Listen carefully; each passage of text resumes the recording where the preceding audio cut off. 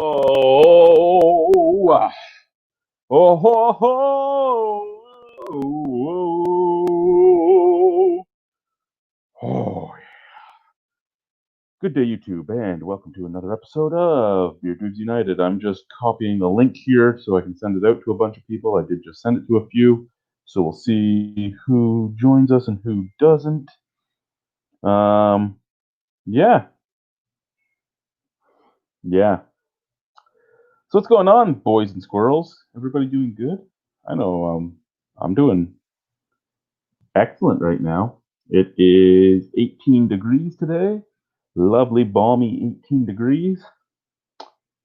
Have today off, have tomorrow off, have Tuesday off, and then I work Wednesday for St. Baptiste Day, running the main store because my store is closed. Then I am working straight through till Saturday, but Saturday is town cleanup day, so every store in town closes. We're not allowed to open until 5, but we have to be out cleaning garbage all day. So you're out scooping garbage everywhere, picking up everything that's now exposed because the snow has melted. And then at 5, we open the store for 3 hours, and then we're closed again. But we'll be doing the main store for that as well. What do we have here? Drinking and doing pretty good. Yeah, I'm drinking and doing pretty good as well. I have a box of beer at my feet. There is 14 bottles, 14 cans in that box, a mixture of craft beer and not craft beer. I have the 2 open ones, and I brought 4 soda waters in with me just to have. I'm wearing one of my old beer shirts, my Broadhead Brewing. Usually the wife steals this shirt and makes it a sleep shirt, but it ended up back in my drawer, so it's in my drawer, it's mine. We're gonna finish the Forefathers IVO 15 or 5015. Sorry, 4015. IV4. IV's 4, right? Yeah, IV's 4 and VI is 6. See, I know my Roman numerals. I'm pretty stupid, don't worry. I got it. I do hope people are joining tonight. I have sent out a few links. And like usual, if anyone watching wants to join, you know how to get a link. Just say, hey, Chad, I'd like to come and chat. And we can make that happen. Talking about that, my buddy Chris did say that he just bought a laptop today. So let's send him the link too. He is now once again part of the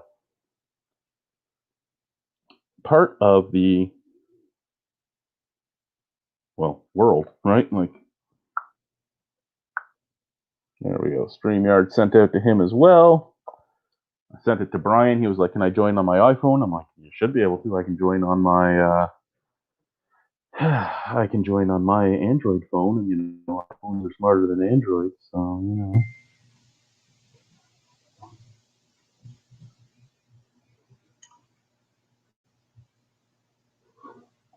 Oh, and I do have some beers that are going to be coming from Iqaluit because Iqaluit has its own brewing company, and the Nunavut Brewing Company stuff will be coming my way in a week or two. So that'll be fun to try too, right? I think it'll be fun to try. We were talking about in our last video packaging of hemp products, cannabis products. So this is a hard plastic case for pre-rolled joints. I can't roll a joint for the life of me, and I don't own a bong. So when I was trying while we still lived in Ontario, I was trying to roll my own stuff. Fuck, I suck at it. So I decided to just buy some of the pre-rolls for now. And I mean, the packaging that's just wasted in this stuff bothers me. Like, just how much is wasted on this?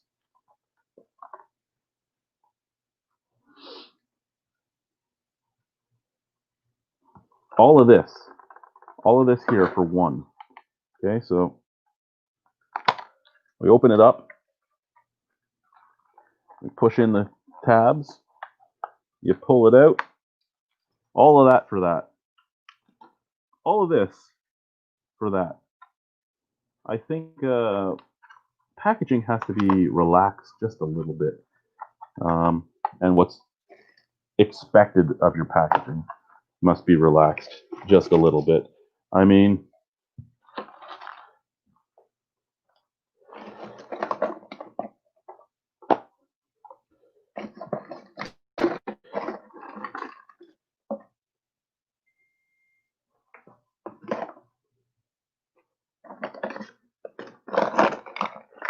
that's for the drone.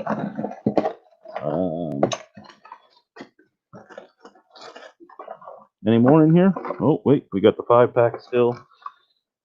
Yeah, so let's see. 5, 6, 7, 8, 9, 10,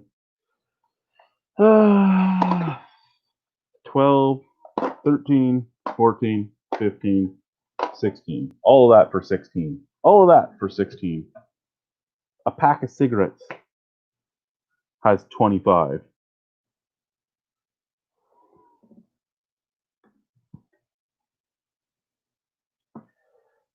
Yeah, we can make that happen, sir.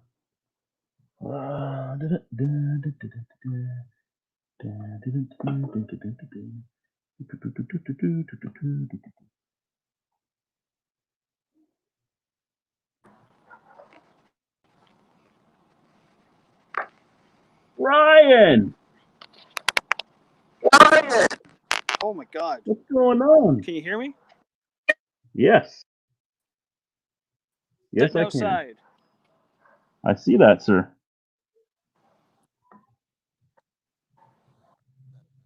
Yeah.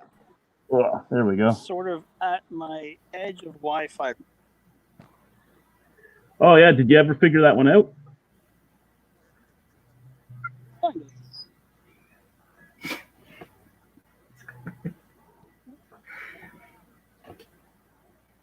Well, there's 3 of us now. Oh, there's a 4th person in. Who do we got? Oh, God, we have Guy coming.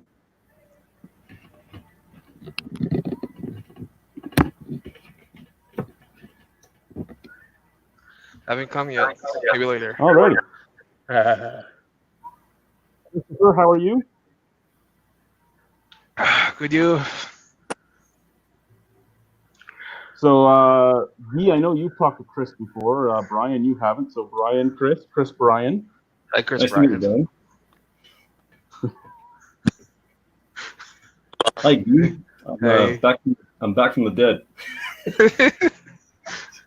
It's me, Chris. Oh, we got Brian. Pop culture vegan. Oh. Hello. Hello. Good day, sir. This is the I'm first just, time I'm doing this. Can you hear me? Yes, we can. Okay, right on. Go ahead. Yeah. What's going on? What's everybody doing? What's everybody doing tonight? Brian, what are you doing tonight?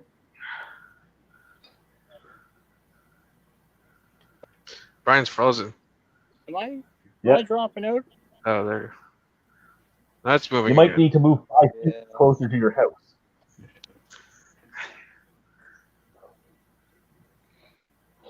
How's the falls treating you there? Let's maximize this. How's the falls treating you, Brian?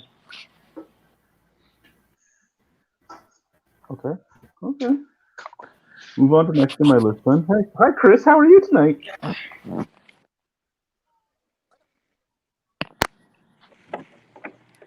Wow, am I using Explorer today? Is everybody going? You're coming in fine. Oh, okay. Go ahead. No, chat's coming in fine. Pop culture's coming in fine. I'm drinking a chocolate brandy Alexander. It's a milk stout. Unfortunately, I didn't realize beforehand that it had lactose sugar. So, bad vegan on my part, but you live, you learn. It's aged in brandy barrels with nutmeg, and it's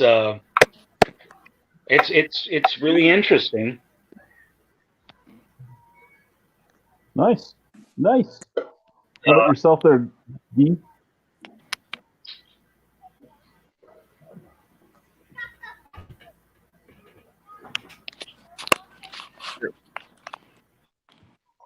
Wow, silence. Moving close. Okay, so what do we want to talk about? What's weather like where everybody is right now? Like I said earlier, today it's plus 18. Yeah, Nice. It's fucking water. Where is where is everybody? Just curious as to where everyone's calling in from. I'm in- I know you're in I'm St. Albert now. the name of a town. Portland, in the name of Oregon. a town that sounds like a button matching keyboard. Yes, I am in Pavernituk, Nunavik.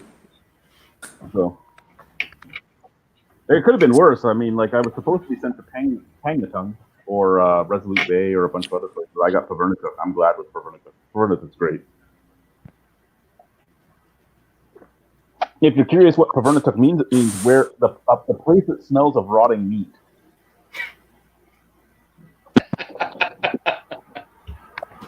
So there's that going for it too. Oh boy. Default's good. So Well, you St. got Albert, something. Pavernituk. St. Albert, in, Pavernituk, Brian. I'm in You're Portland, in- Oregon. There you go. We have our US. You know, Joe doesn't show up anymore, so we need a US face. I look like a very fleshy egg. Bless you, Joe. And Brian's in the most amazing part of Ontario.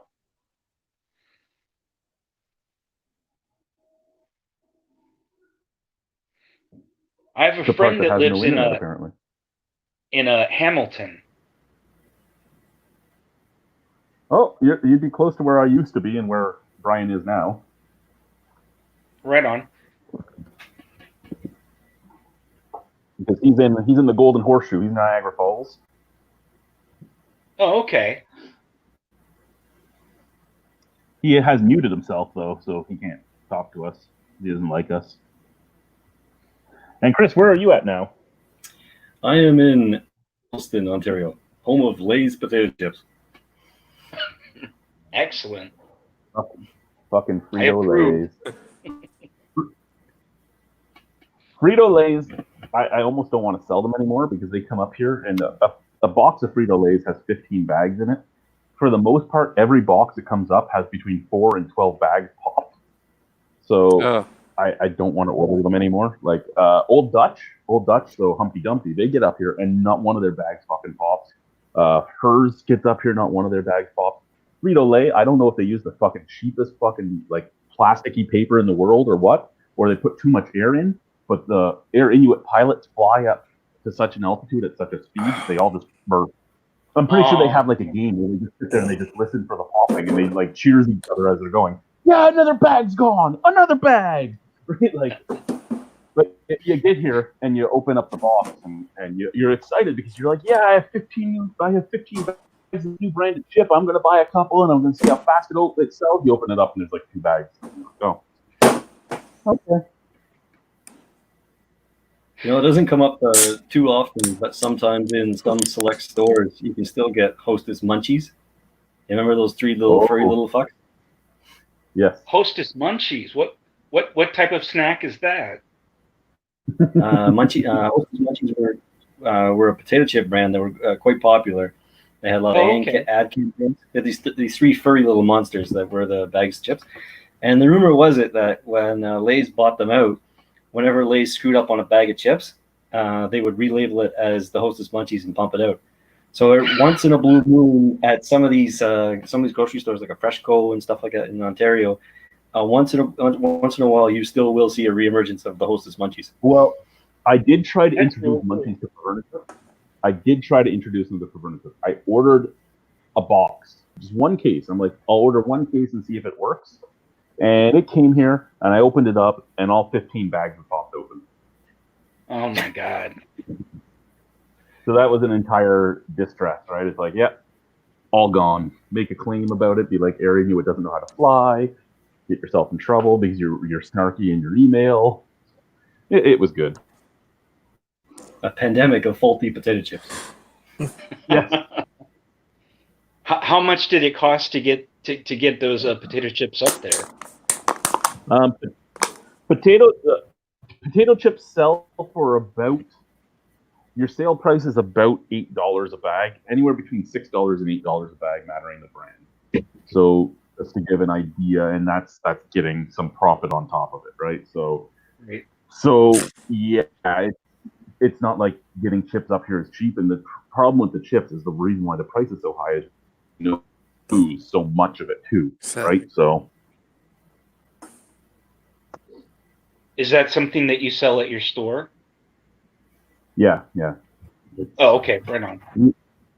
Chips and pop are probably the two biggest sellers at the store. Tits and pops. That's tits and pops, yeah. That makes sense. They're popular everywhere. Yeah. Oh, we're gonna pull one out. We're gonna pull a good one out. Yeah. Forefathers, Shevchenko number 9. What style is that? It used to be a porter, but now it's a Ukrainian dark lager. What? Yes, sir.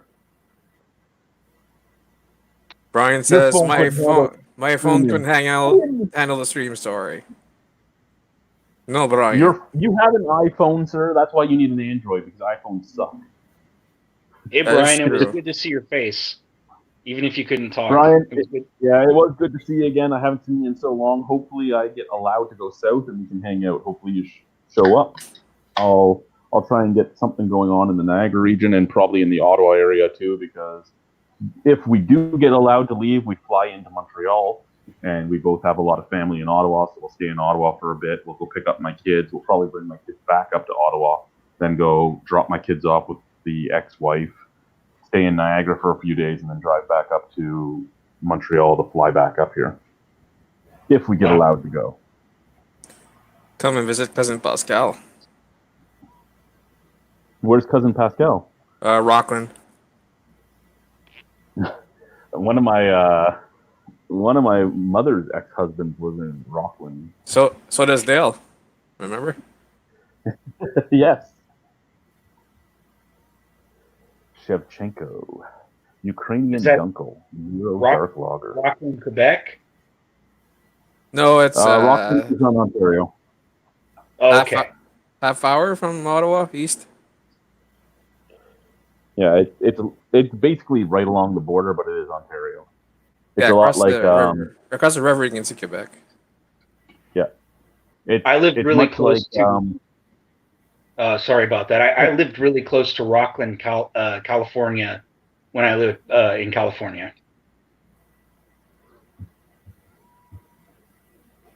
Yeah, no, it's Ontario is a weird province where, for the most part, the majority of its population is like along the borders. If you think about it, other than like Toronto in the center, most things are along the edges, be it right along the water, or be it along Quebec or the U.S. or Manitoba. A lot of the population is the borders. Where like that's where their boats came through. Should we move? I'm like, no, I'm gonna stay here. Yeah. Oh, less mosquitoes near the river. Fuck you, less mosquitoes. You want to see mosquitoes? You should come up here right now. You should come. I saw a mosquito this big today. It was flying around. I'm going to suck all the blood out of your body. That's what it was saying. No, they love my blood. It's sweet. It's like, no. I'm surprised they can't speak to me. Like they were. It was gigantic, and I'm sitting there going, "What the fuck was that?" And one of the locals goes, "That was a mosquito." I go, "That was a motherfucking mosquito? What the fuck do your other bugs look like?" He goes, "You don't want to know." Okay. Like, you're losing weight. No, I'm losing blood. Yeah. Flew by with hair. I'm sorry. Wearing a pair of Reeboks. Saw the. Yeah. You see the pictures I take, and there's a lot of pools of standing water, right? So the breeding grounds are everywhere too. They go out, and a lot of the roads are just dirt. Like it's a dirt road out to the water pump station. So once the snow melts, it washes away a lot of the road, and they rebuild it with more dirt.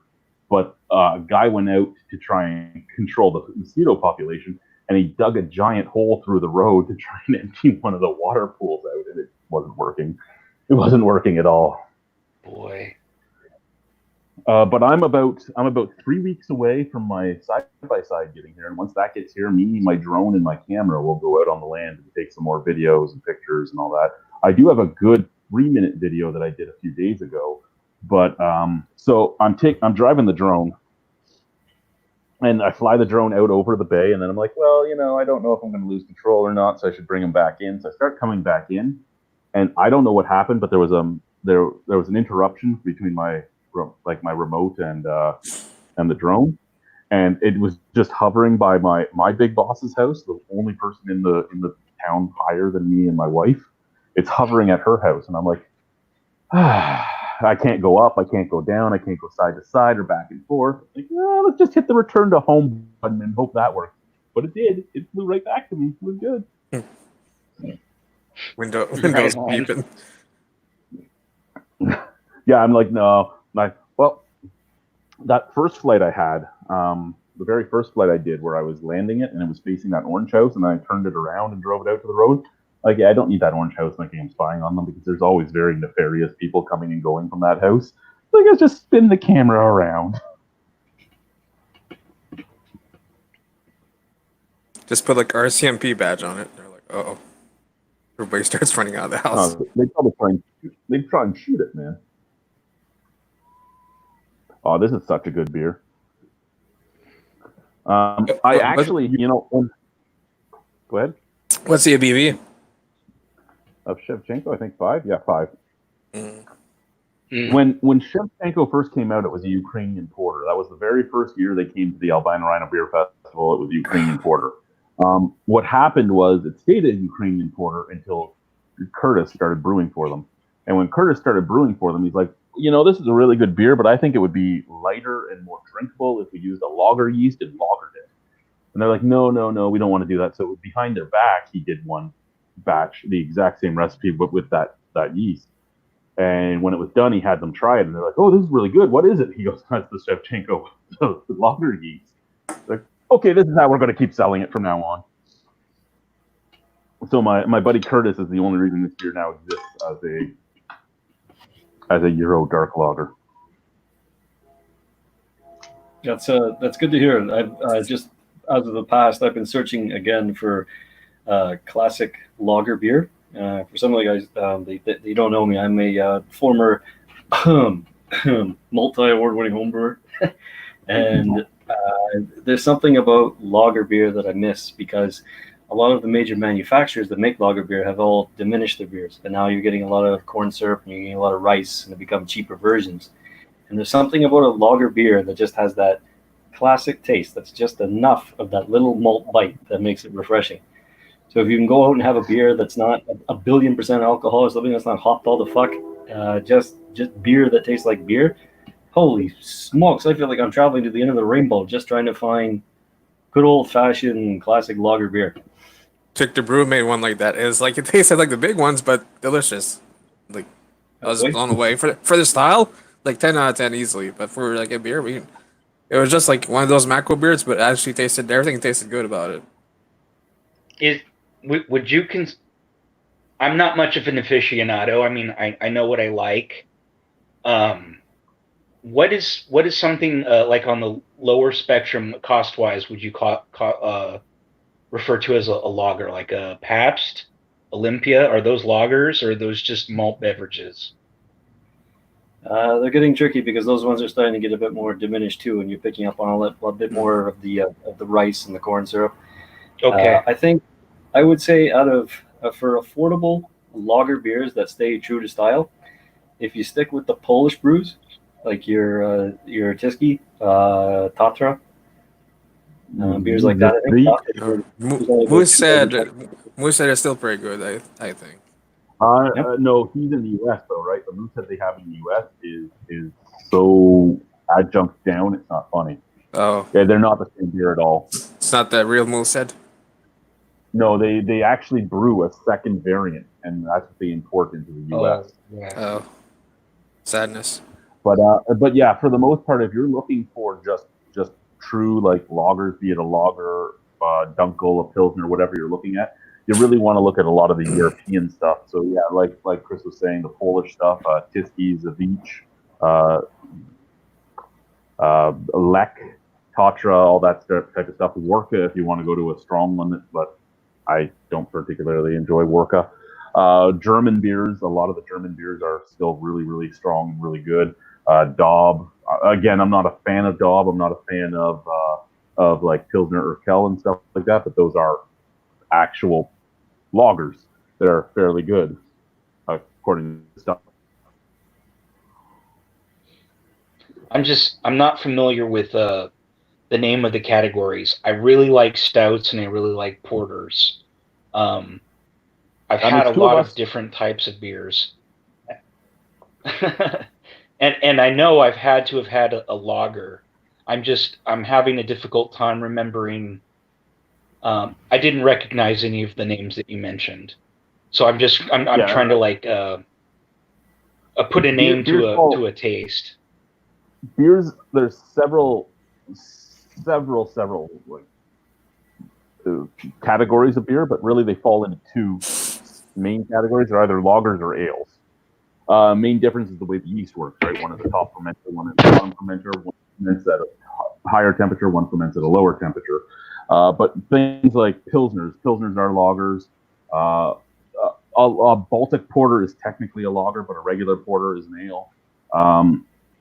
There is a long list of there's less lagers than there are ales, but a lager, like your basic lager, would be like a PBR or a Bud or something like that. But at the same time, like Chris was saying, they've been so cheapened to make more and more and more profit that the taste isn't what a true lager would taste like. Your ale category is absolutely enormous. Almost all of the Belgian style beers, they all fall under ales. What's one of the reasons some people don't make enough lagers is they have a more commanding temperature for fermentation. They're a little bit trickier to make. So and it's always a good thing. Mistake. Right. Yeah, you'll get a lot of I think it's called diacetyl, diacetyl, however you want to pronounce it. And sometimes it can be fitting in an ale because it's almost like a butterscotch toffee type thing, which can be quite pleasing in some ales. But if you're trying to make Pabst Blue Ribbon and you get nothing but butterscotch, it's gonna taste like shit. So it's always a good thing when a new brewery comes out with a lager and they just do a little something to it. You just change the malt profile a little bit and they just kind of bring in new drinkers. It's kind of a neat way to promote. But if you want to start a brewery and just come out full blown with lagers, fuck it, you're gonna screw it up. It's guaranteed. It's gonna happen. It's part of the brewing process. But for the amount of flack sometimes that lagers can get, it's still a very disciplined style of beer to make, and it does. If you can make something that's absolutely clean, that really gets the thumbs up.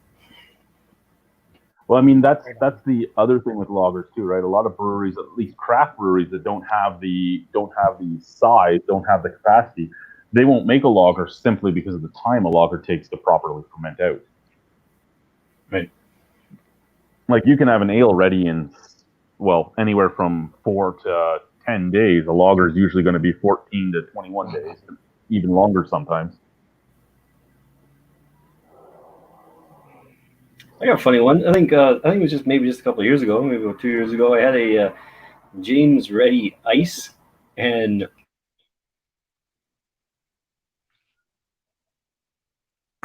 you froze. Too much ice. He did freeze. There was way too much ice there. We're waiting in anticipation, though. He's back. Oh, there he is. Okay, so you froze out at I had a James Ready Ice. Nice. I had one about 2 years ago, but I didn't even know that the brew existed. And I was just kind of curious. Has anybody else seen any more new ice beers coming out? Like, are new breweries still going with that 1994 technique of doing ice brew like it's a new beer? I really, really hope not. I remember last time I had ice beer.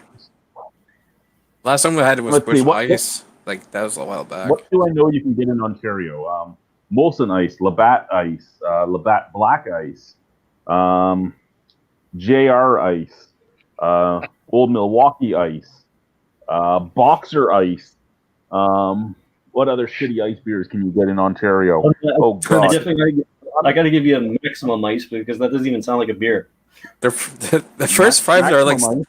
are standard at like Quebec gas stations in quart size for $5. I'll be 100% honest with you. I was surprised that I did not see an ice beer up here.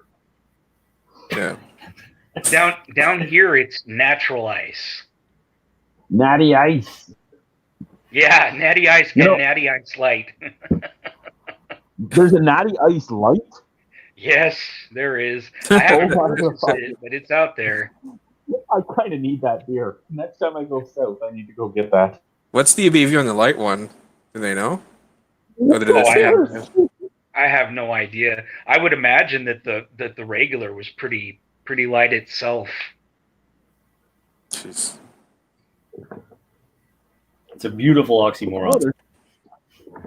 Yeah. Is Molson that's Triple cool. X? I wonder if Molson Triple X that was a malt one because that's pretty messed up, that beer. You know what my favorite Molson malt beer was? Brador. Oh yeah, Molson Brador. Never had that one. You never had Brador? The only You showed all those pictures of your dad with the Molson Golden, so I figured you would have had Brador as well. We Brador had- was 6.5 alcohol. tons of And- Molson Golden, but not Grador.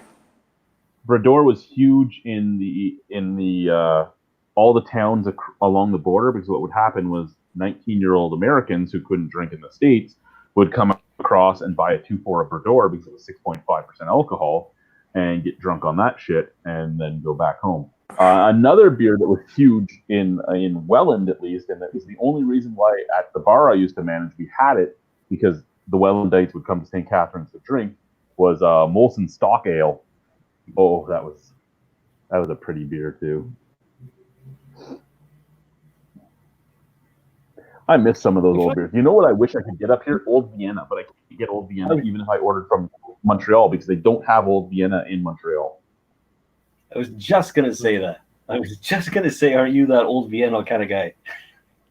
Yes, I am. I'm that Old Vienna kind of guy. The OV, the old vagina, that's my beer. That's my beer.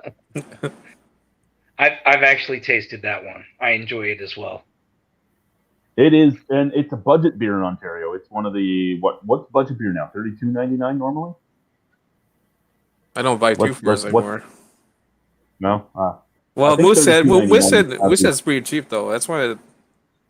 I don't know. I'm going to the beer store website right now.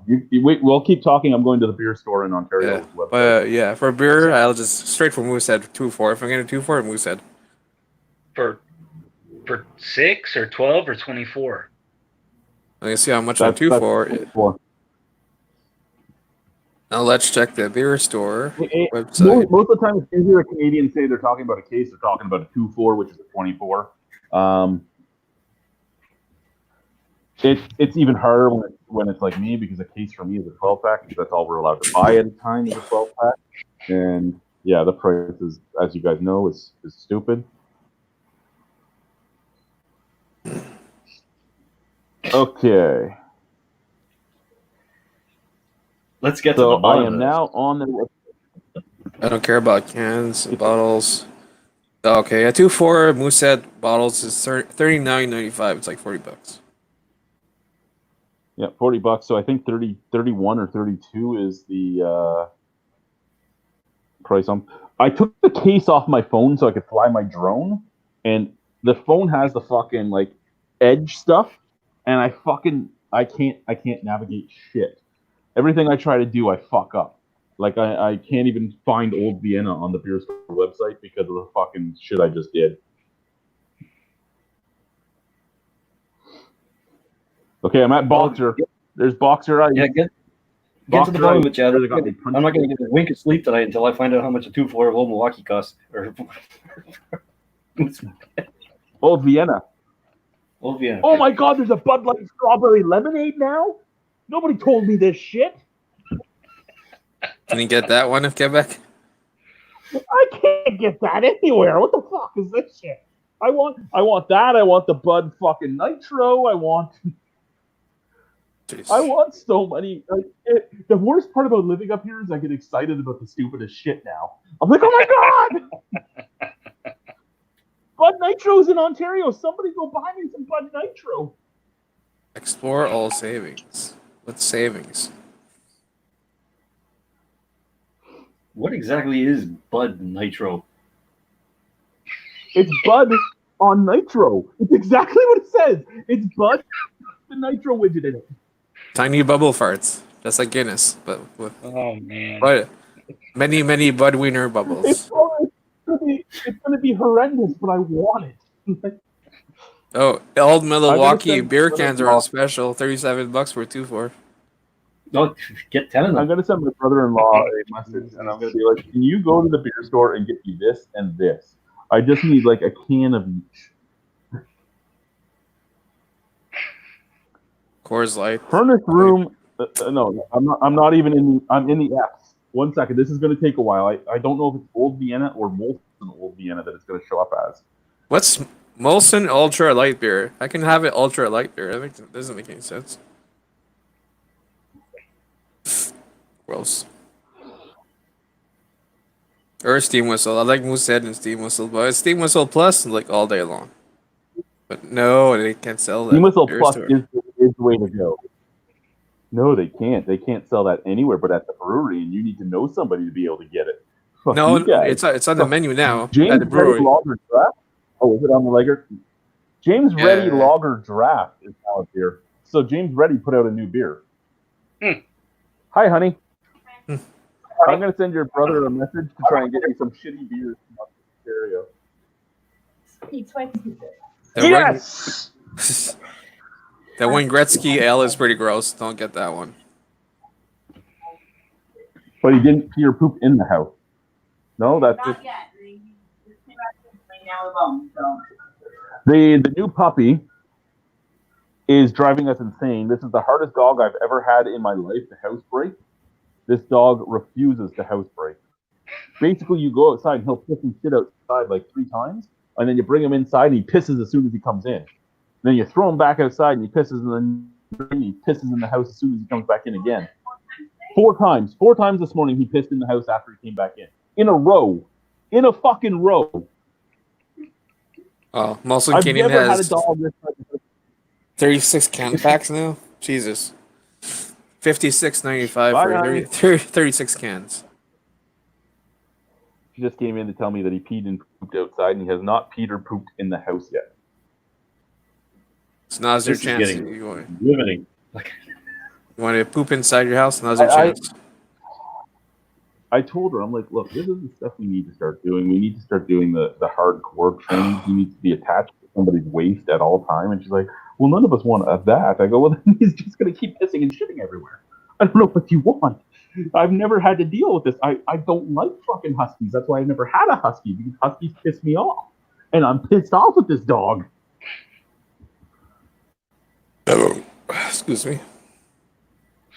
What do you guys think of Rickard's Red? I had him tap a few years ago. Still good. I don't know.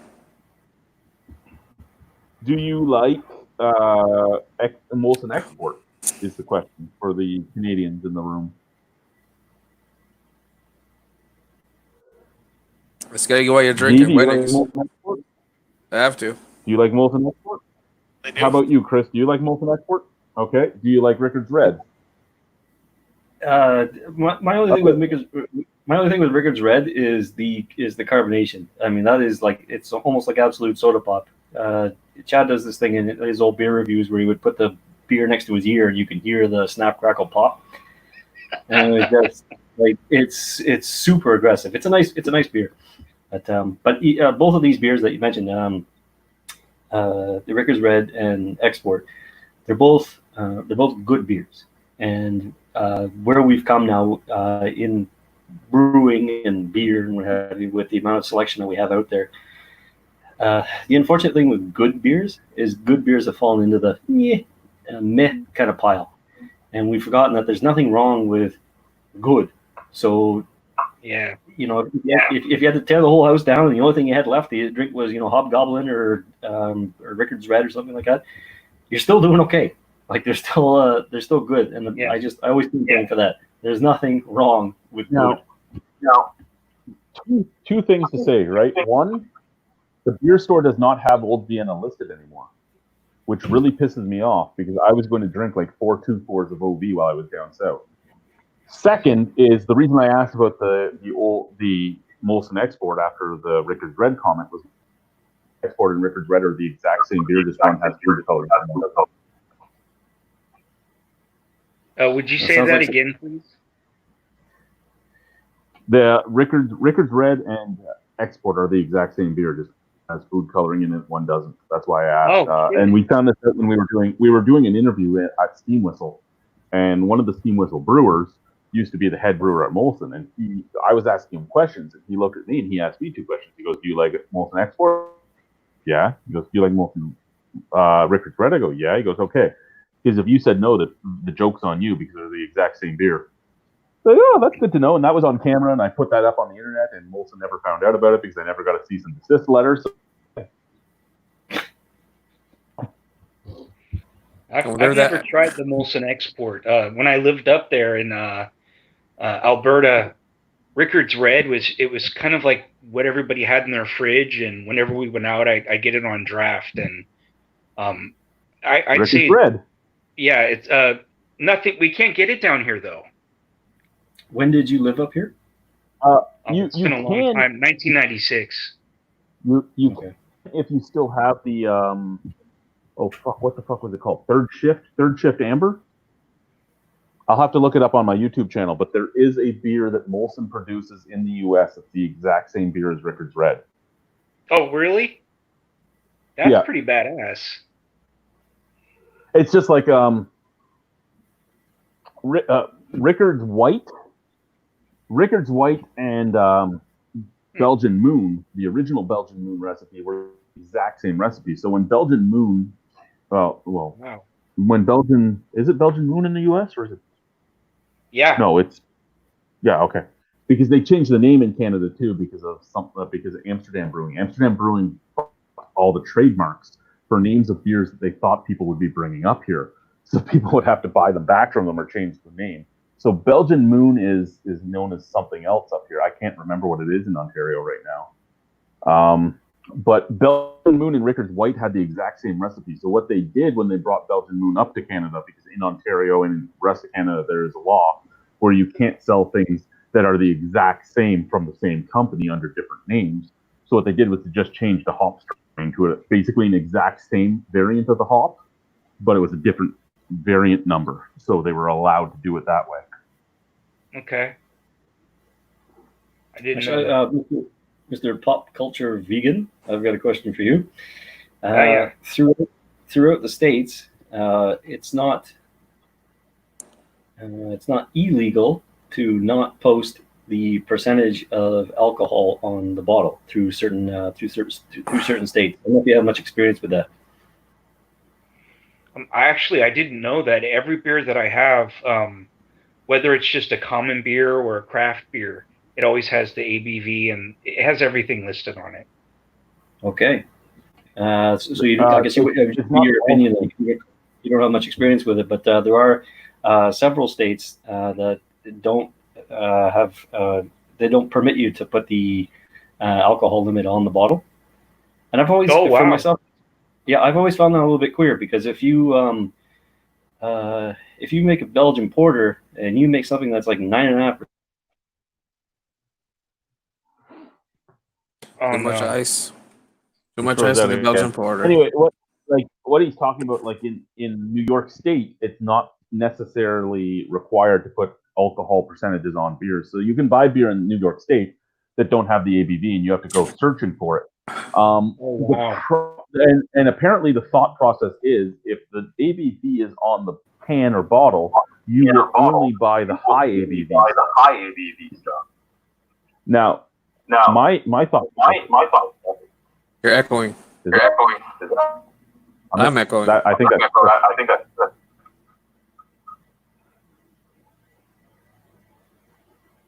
Okay. I'm afraid to say anything. Maybe I think it sounds like just you and me. So, just if I was going to finish on that, just if you come out with a like a Baltic border or something. I think it's him that's having the echoing problem too.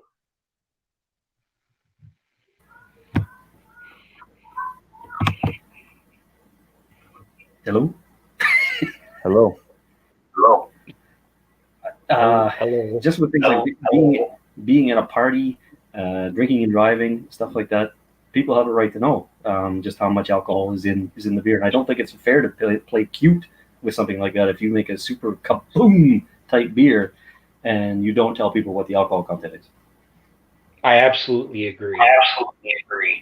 In California and here in Oregon, everything has the ABV.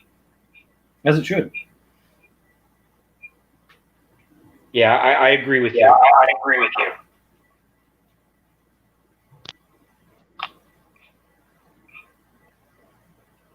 So did we get to the bottom of this? How much is a 2-4 for OV?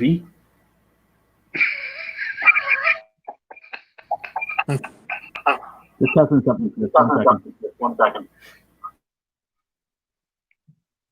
Okay. Yeah, we need to get Chris some headphones.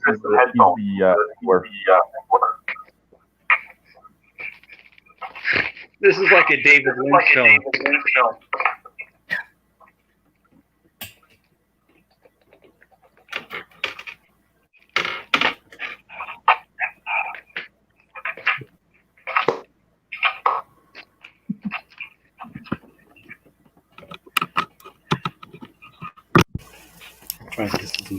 Oh my god. Okay, so one of the things I did find out looking at the beer store website is that a 12-pack of Tall Boys of Alexander Keith in Ontario is $32. A 12-pack of Tall Boys of Alexander Keith for me is $98. Oh. And no, I can't tell you the price of a 2-4 of Old Vienna because they don't seem to exist anymore at the beer stores. I think they may have delisted it. It's not there. Wow. $100 cases of beer and $8 for a bag of chips. I'm surprised everyone up there is not walking around at 130 pounds.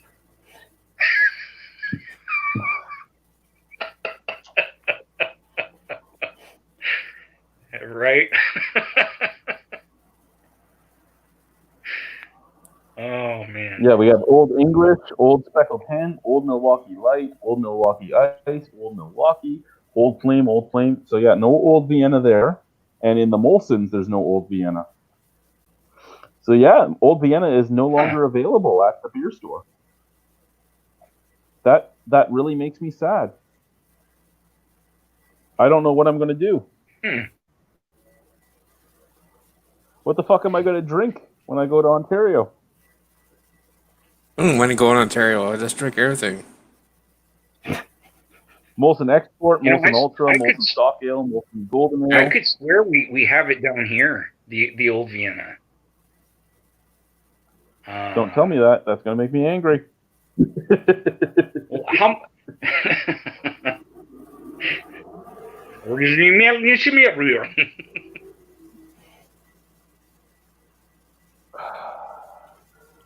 Okay, let's see. Can you get this in singles? Oh my God! You can get a Bud Light strawberry lemonade in a single. Now the question is, can I get it in Welland? Wow.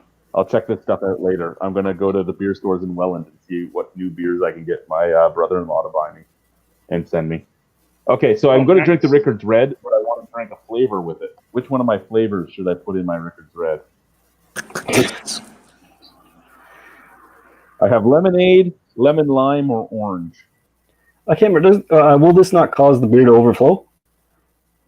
It won't cause the beer to overflow. It's going to cause the beer to be even worse than it already is. But hey, it is what it is. Your only dual compatible flavors is a lime and lemon. You have to do orange. You have to do orange separately. It's not going to work the other ones. So do lime and not lemon. One of them. No, I'm going to lemon. do one of them in. No. You do lemon lime and lemon both together. Yeah, that's No, I'm not what I putting the think. lime and the lemon together. I'm not doing 2 squirts. That's overpowering. It's 1 squirt. So I have 3 meals to Well, choose do from. half a squirt. I can't do half a squirt. You just lick it off while it's dripping down. Oh, they're liquids? Yes. Wow. Put it on your finger. Dip it in there. We're doing orange. We're doing orange. That's what we're doing. Oh yeah. Huh. Thanks. Flavor Squirt of enhancer orange. into a Rickard's Red. I'm so glad you And then a called me, Rickard's Chad. Red. You know, here you were talking about cheaping out on the lagers. I'm making the ales better. Okay. Just I do don't know a about just do a segment and saying yes, you can polish a turd.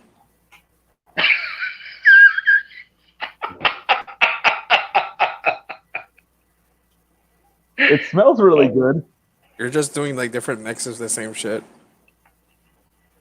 Man, that doesn't look good, bro. Put cinnamon on top of that. There's no cinnamon in the bedroom. I can't do cinnamon on top of it. If Yeah. it's not in the Yes. bedroom. Cinnamon would be definitely in your bedroom. That makes total sense. I think maybe a fire hydrant. I would say adding in the color of the T-shirt as well. This is starting to sound like Chad just got out of prison. Did I ever tell you the story about the night I got date rape drugged? Well, not online. Oh yeah, your biker bar. Yeah, so we just moved. Me and my ex-wife had just moved to Niagara Falls. It was our first night in our new house. Me, her, and my friend, and her. She was pregnant at the time with Aiden, our eldest, and my friend Victoria were at my house. And right across the street from us was this bar called Whiskey Nick's, and it looked like a dive bar, but we're like, whatever. Let's go over to Whiskey Nick's and see what it's like. We go into Whiskey Nick's, and we're there, and I'm like, this is a biker bar. My dad would love it here. And we're sitting down, and I order some food and a drink and all that. And this guy comes up and sits beside me, and he orders shots for us all. And he's sitting there talking to me, and he's like, I just got out of prison today. I got dropped off here as soon as I got out of prison, and this is great. I've been drinking all day. You guys have some tequila with me because da da da da da da da. And again, Christy was pregnant, and Victoria didn't want to drink, so they forced me to have all 3 tequila shots. Now, he brought the tequila shots over to this guy that just got out of prison. And I'm going to guess that it was meant for one of the women with us, but I take the 3 shots, and about 15, 20 minutes later, we get up to go, and the second I stand up, I'm like, whoa. Right? And we start crossing the street, because again, we're directly across the street. And we get across the street, and I get to about my fence, and I go down. And between Norman and the 2 girls, Norman being my little tiny Chinese friend, they had to try and drag me dead weight into the house. And I feel bad for anyone that gets hit with that stuff, because you remember everything. Like, I was coherent, but I couldn't move. It was the most fucked up shit in the world. Because I knew everything that was going on around me, but I couldn't move. It was fucked. I'm sorry that happened to you, man. Well, I'm glad it happened to me and not Victoria or my ex-wife. As much as I don't like my ex-wife, I wouldn't want that to happen to her. Okay, time for this. I didn't try it yet. That's actually good. You didn't think I'd say it was good, but it's fucking good. You haven't done orange yet? In the Rickard's Red, I think I did the lemonade. Oh. I let me tell you that wasn't.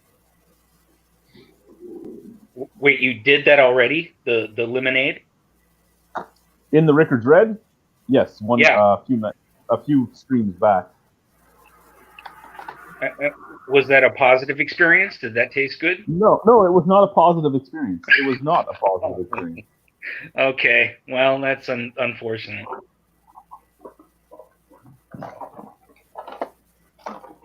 But I mean, you have to try everything. You never know what's going to happen. I mean, I was married once before, and it wasn't a positive experience. And that you think that would have kept me away from getting married the second time, but This one's been a much more positive experience. Oh, Chad, about the packaging on top of those cans with the THC, man, Yeah. I've never seen anything like that. That literally looks like something that's so difficult to open that I'd have to get a kid to open it for me. Cool, look at this one. Oh What? shit, I lost a joint.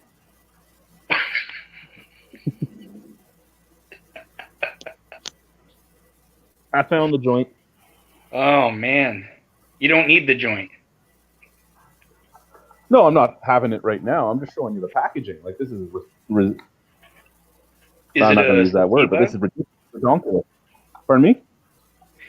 Is it a sativa or an indica or a hybrid? This one is a hybrid, White Russian. Oh, cool. What do we have? We have White Russian. We have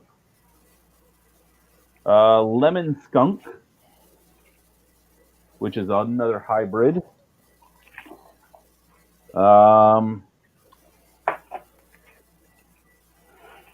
Unplugged, which is sativa. Renew, which is sativa.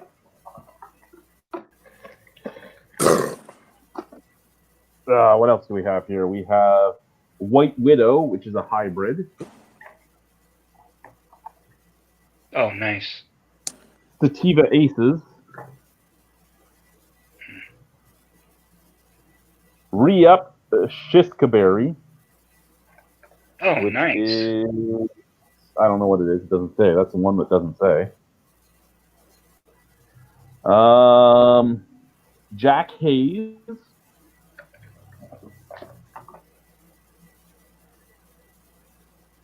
Monkey Glue.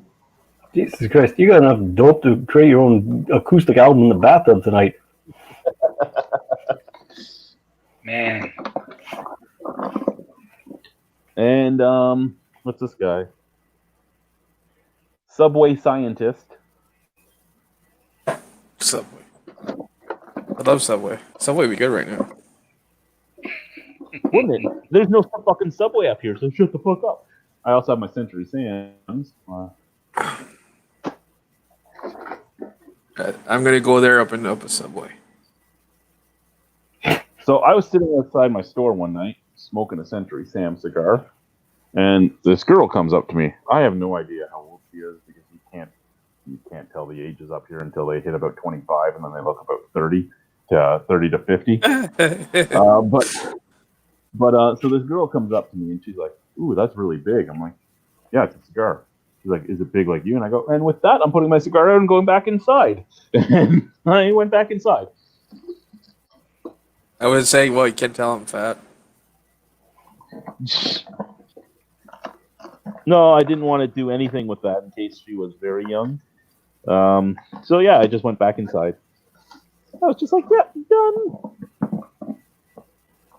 Go fuck off. So yeah, these tubes are 1 or 2 joints in each tube, mattering what you ordered.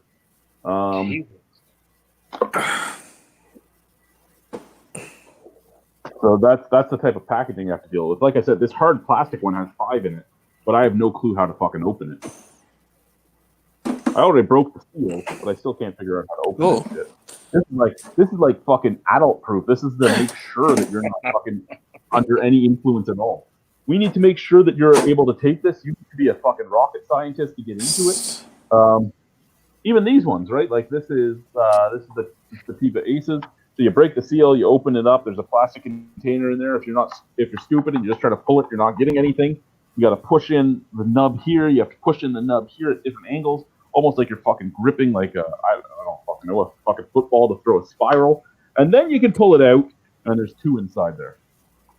But all this packaging for this shit, it looks like dirty. This is a lot of fucking. It's a lot of fucking Naked packaging bunny for nothing. I like the tiny bottles. You are a new one.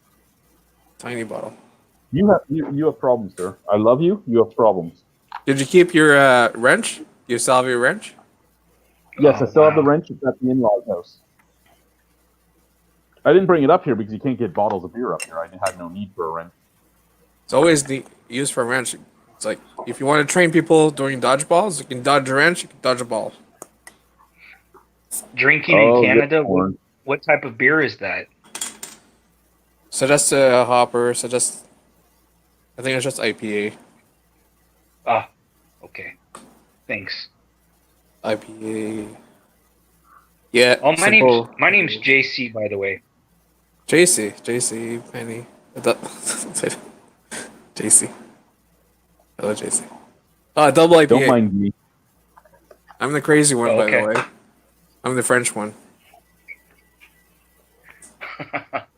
French Canadian. I'm the worst. God damn it! How the fuck do you open this thing? Oh, wow, that looks nice. Oh, JC, it's like Jean-Claude Van Damme.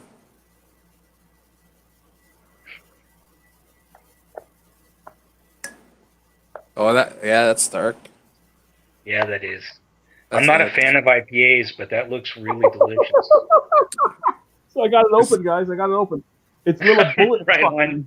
Look, it has little fucking bullet cylinders to hold them. What is that? That's joints in little cylinders.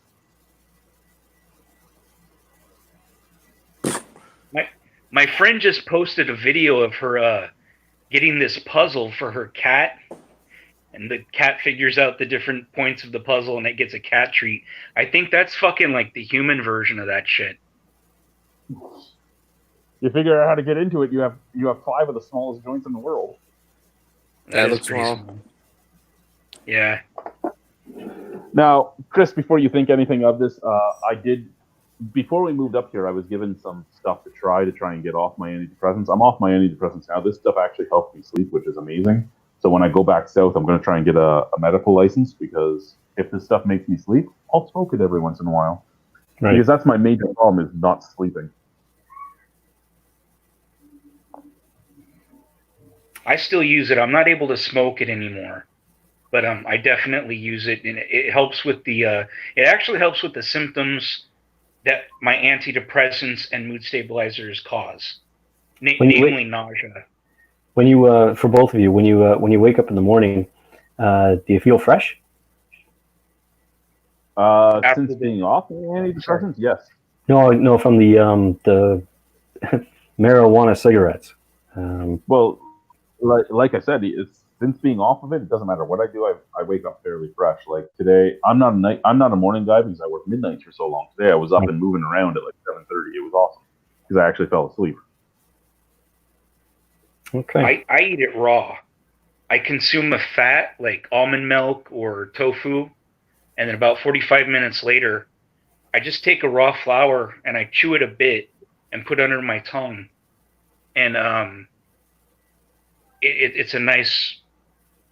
It helps me with what ails. I'm not able to smoke it at all though. I smoked it for 15 years, and now it's starting to. It causes me to feel anxious, so I just don't smoke it. You've got me. Yeah, You got me curious. Because sometimes if I need something that's going to conk me out, I've gone to the melatonin, and I feel like a groggy mess the next morning. Oh, I never like how melatonin makes me feel the next morning. no, me either.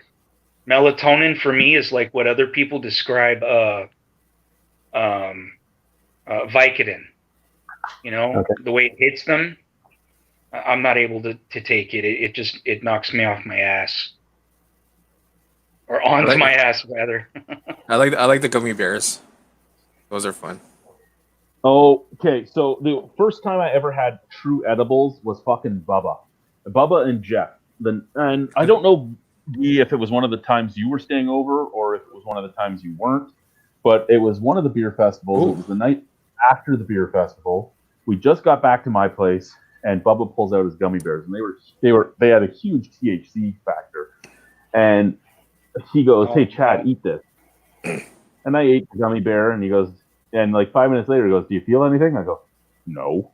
So he gives me another one. I eat it, And him and Jeff are laughing every time I eat one. They ended up giving me like 4 of them in the span of 20 minutes and laughing each time they gave me one. I don't remember anything of that night. I don't remember going to breakfast the next day, but apparently they dragged me out of bed for breakfast. I don't remember what I ate. I don't remember paying for everything because, you know, we would usually all go for breakfast and I'd pay for all the volunteers' breakfast the next day. And I don't remember going. I don't remember paying. I don't remember anything.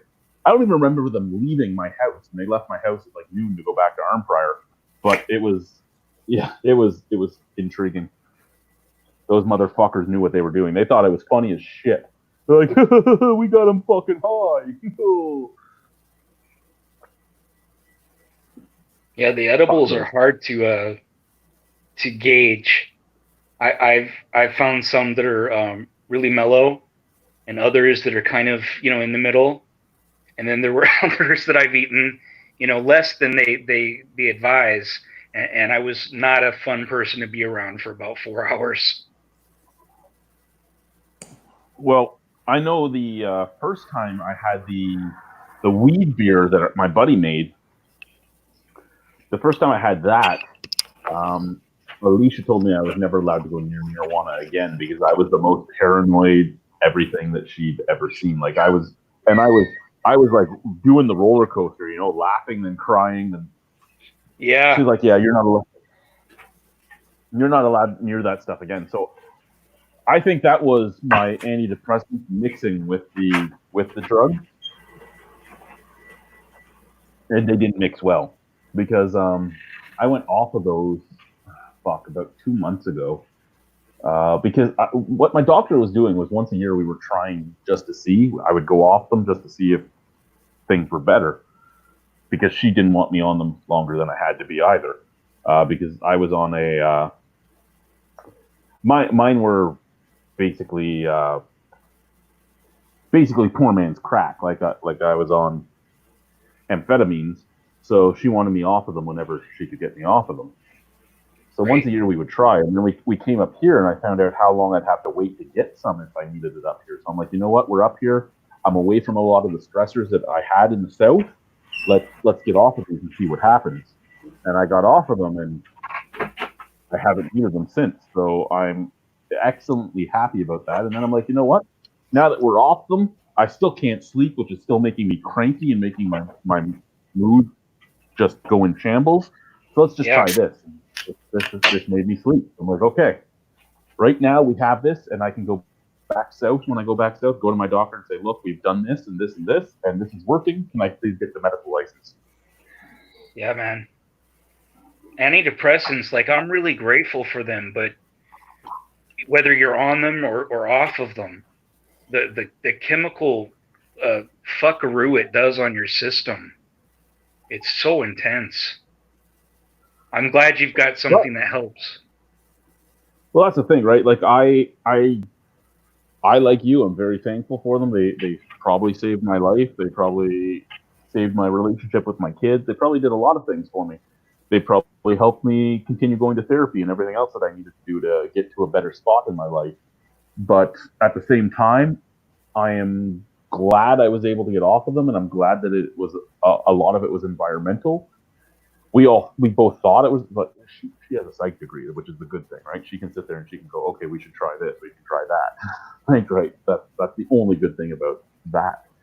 But it was one of those things where we both wanted me off of them because we both knew that they were affecting me and changing me, because we knew each other in high school. We fell in love in high school. We didn't do anything in high school. We waited until we were both in our fucking late 30s, but we fell in love in high school.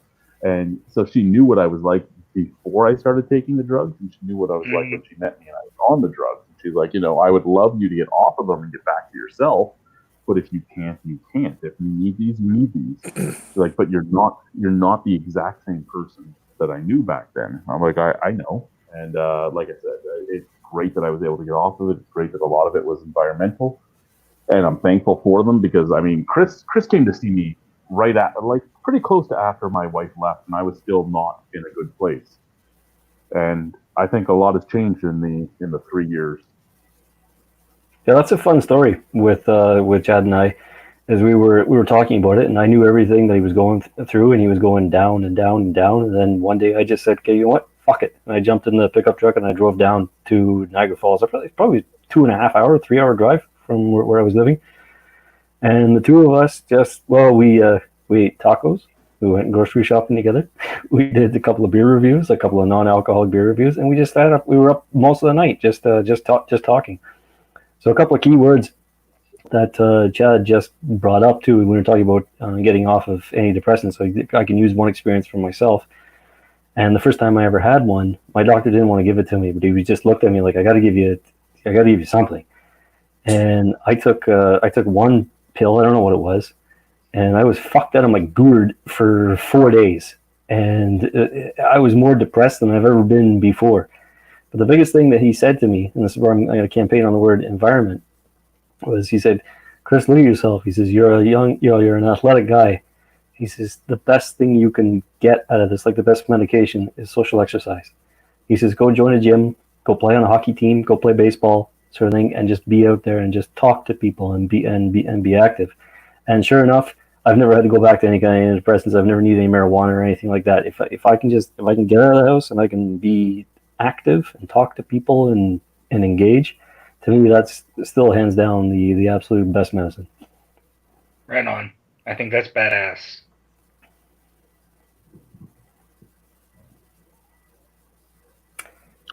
Yeah, I fully agree. I'm gonna bring this back to beer. I missed her. Like this beer right here. Sure. This beer right here is a Belgian blonde hopped with Syrian wolf and Syrian dragon. You mean this beer right here? Dragon. You mean this beer, bitch? This beer right here. Okay. Why is that? That's a different forefathers, or you're using the same label? It's a different forefathers. The Scratch series is all Curtis's experimental brews. So this one is his Wolf and Dragon, which is a Belgian blonde hopped with Syrian wolf and Syrian dragon, and it is 4.6% alcohol, 35 IBU. It was canned on April 21st. It arrived here like June 2nd, even though it was shipped in April. Fucking Canada Post. Oh.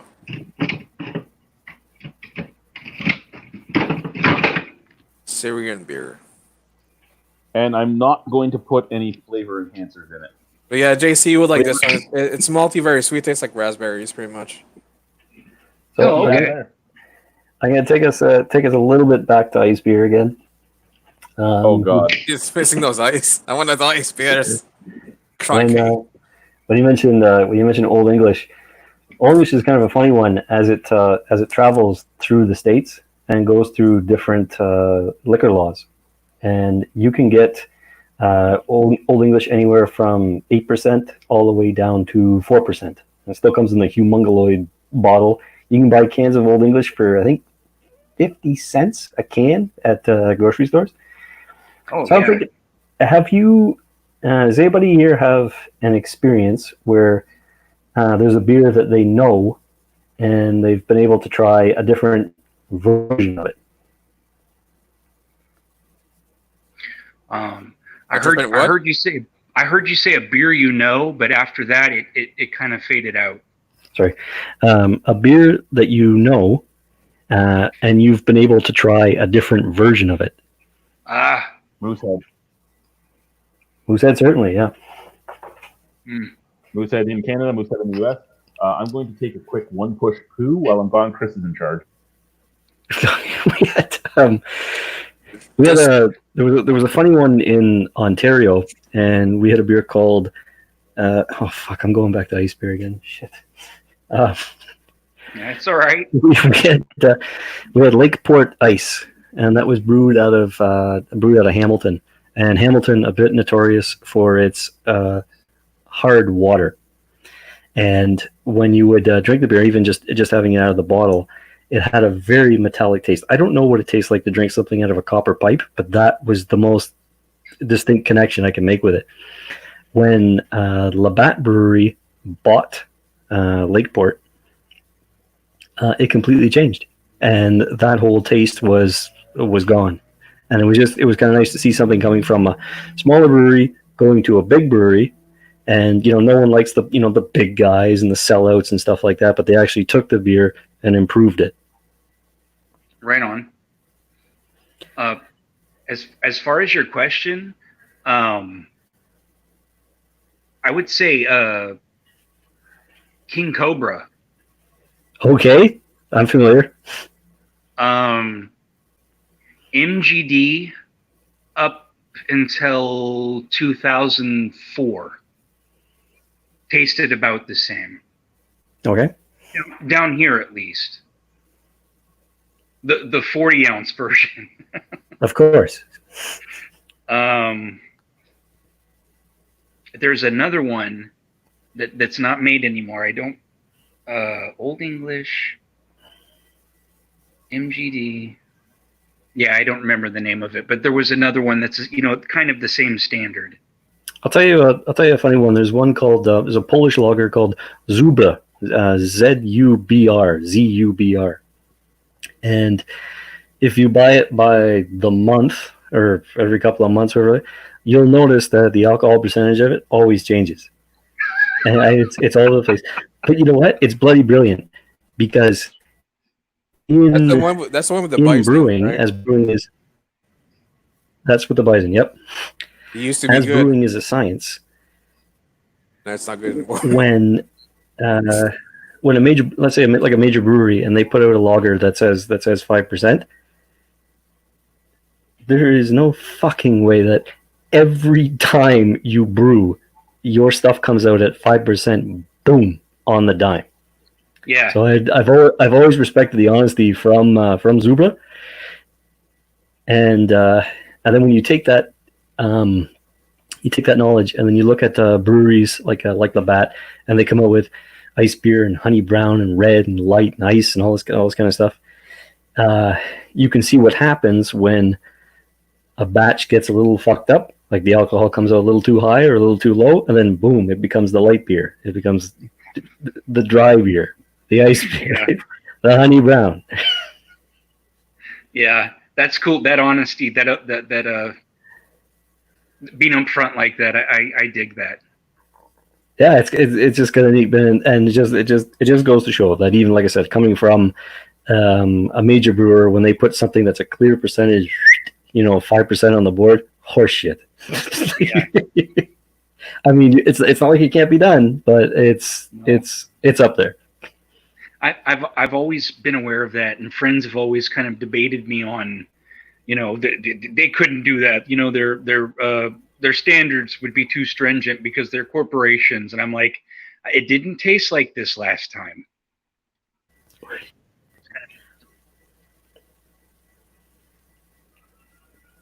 I miss the old Zuba 6%er. Used to be much better. I So- find it changed a lot though.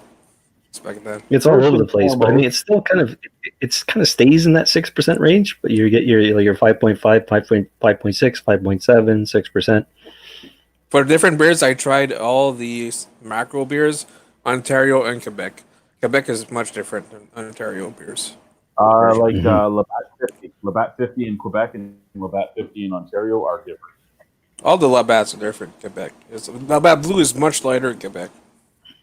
I will also say that the delay on this is amazing. I was in there shitting, and during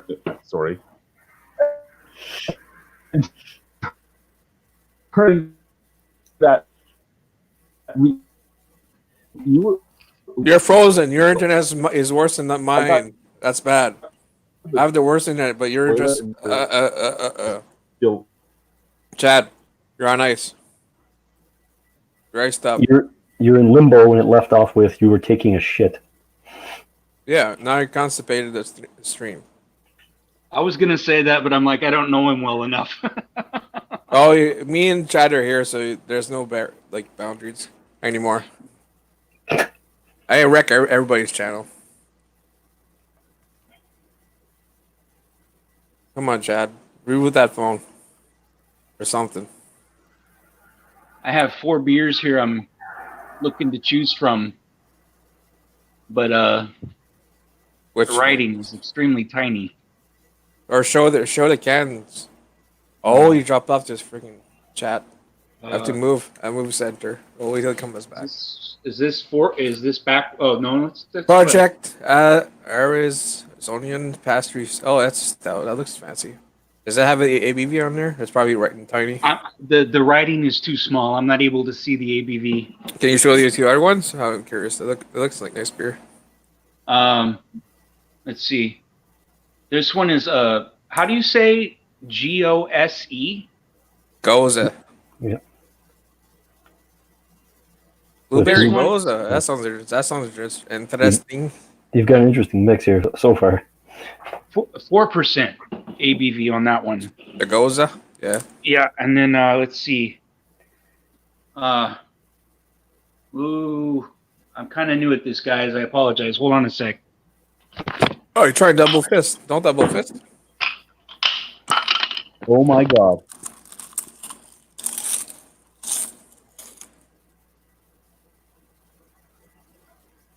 Can you read that? I think it says, does it say Storm Brewer on the top? Yeah, it says blackberry something. Stormbreaker Brewing. Stormbreaker. I'm not familiar. I fruit for the blackberry and pineapple kettle sour ale. I'm not a big fan of sours, but blackberries like all day long. And that's a 5. Oh, I'm sorry, you guys, for that. 5.2. Oh yeah, I would be stuck between the first two because I love stouts and porters, but yeah, blueberry one sounds interesting too. I would go with the I would go the second one, blueberries. It's hard to find a good blueberry beer. It's like adjuncts. Does it taste like Play-Doh or blueberries? Okay, sorry, what were we talking about? I was going on and on about the lag, and then I found out that my microwave is so amazing that the microwave getting turned on makes my internet die. Well, how is your cable Which is great, near it? I did have no, my microwave is like 50 feet that way, but I've had thyroid cancer, so if that much radiation is escaping from that microwave is going in the garbage tomorrow. Yeah.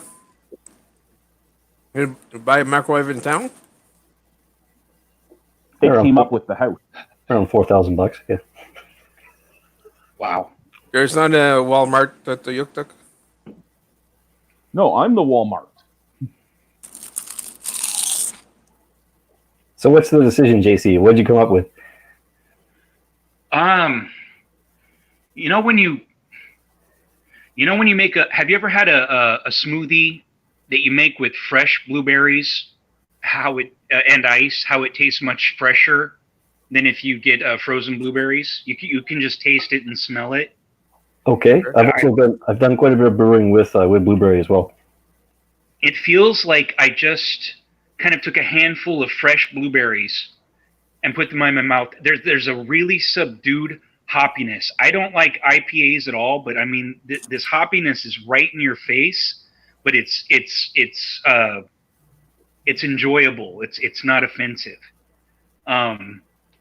And then there's this. I find that a lot of sours. This isn't a sour, obviously, but a lot of sours they taste like sweet tarts, and this tastes like a really good sour, like really well balanced. I'm pleased.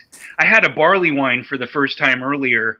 It was an $8 a bottle. You know, maybe not that expensive, but for me it was like an investment. And I just literally couldn't drink anymore after the first taste. It wasn't for me. Barley wines are a test of patience because they do quite get better with age. They're kind of American barley wine, American or English barley wine? It's a good question. Yeah, because I'm almost certain it's American. Either way, I don't like American barley wine. Oh, it's 2 years, right? Usually, you wait 2 years. 13 months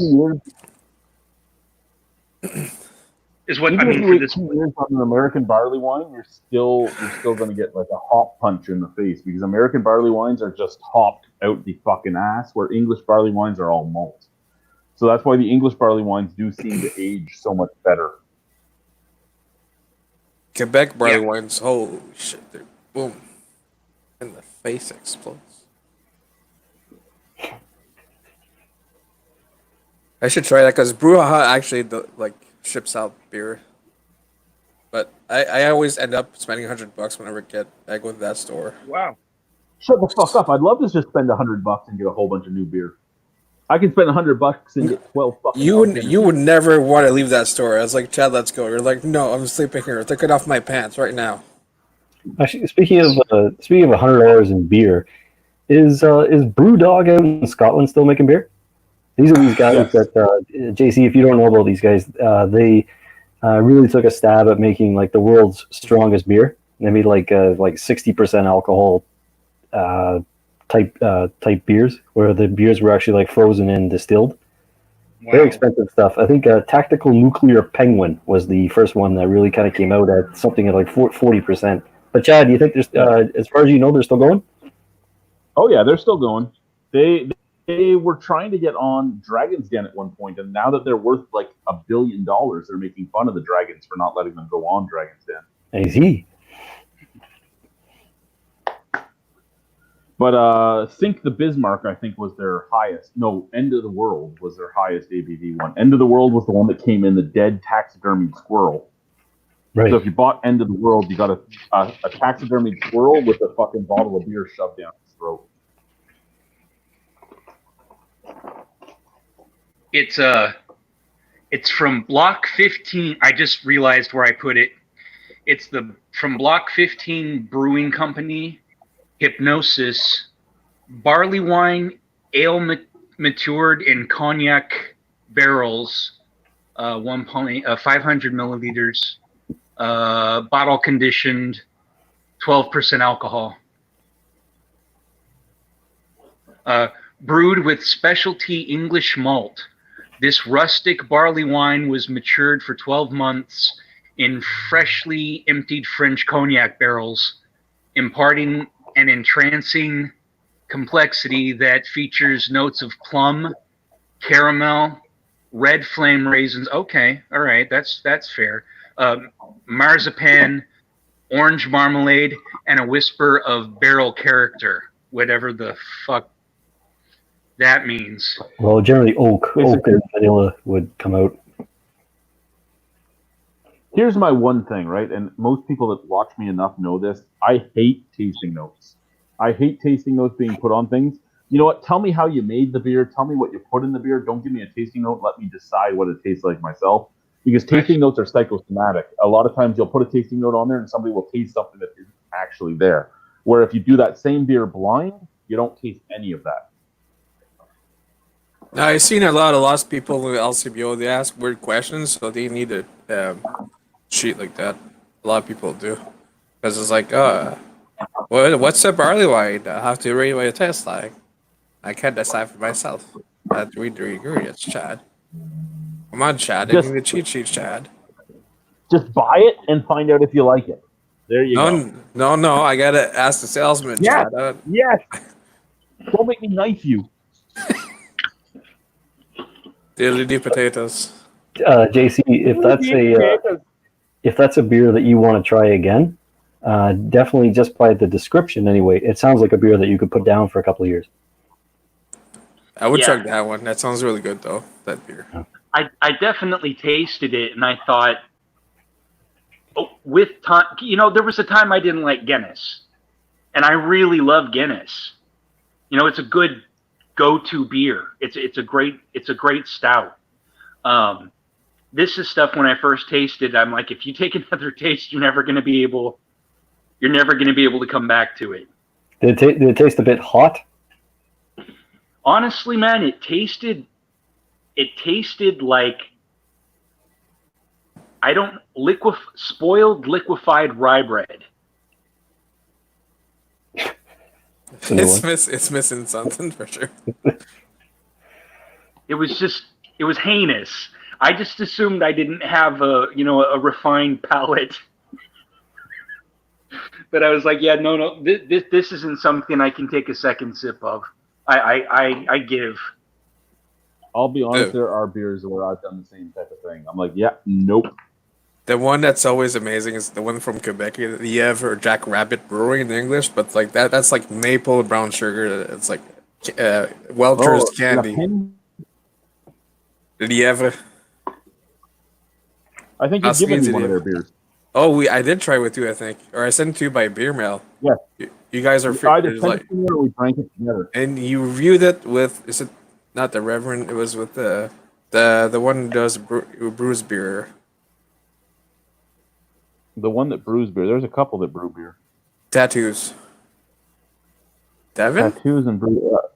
Devin, yes. Yeah, you're both having orgasms in your pants or something. You tried it. Well, I've had orgasms in my pants for a lot of people until I met my current wife again. He's like talking French and stuff or something. That's But it. you both really, you both really like that one though, and it's always there. It's amazing, amazing barley wine. It's probably the best one. I think Aventinus Eisbach. That's a German. What do you call that? A Weizenbach or Dunkelweizen? Okay. Very strong wheat beer. I think it's like 12.5%. For myself, that was an ultimate test of patience for cellaring. 9 years. Wow. Yeah, Okay.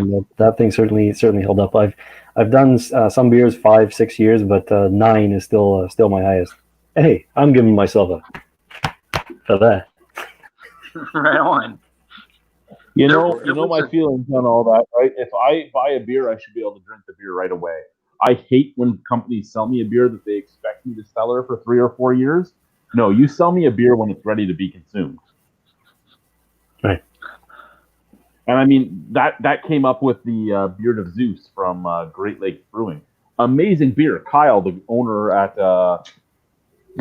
of Half Hours on Earth, at the time he was just a home brewer, and he's the one that made up the recipe, and he won the award, and he got to brew the beer at GLB. And they brewed the beer at GLB in Toronto, well, Mississauga. Well, no, Etobicoke, sorry. And great, you got to brew your beer, all this stuff. The bottle's like, cellar this for 1 to 2 years before you drink it. El Diablo. Fuck you. That's what it's Fuck you. called. I just spent $20 on this beer. I want to drink it right when I want to drink it. El Diablo barley wine. It still ended up being about 8 months before I ended up drinking it, but it was a fabulous beer. But it's just one of those things, like I said, it just bothers me. If you're going to sell me a beer, I should be able to drink the beer the second I buy it. Okay. I feel you.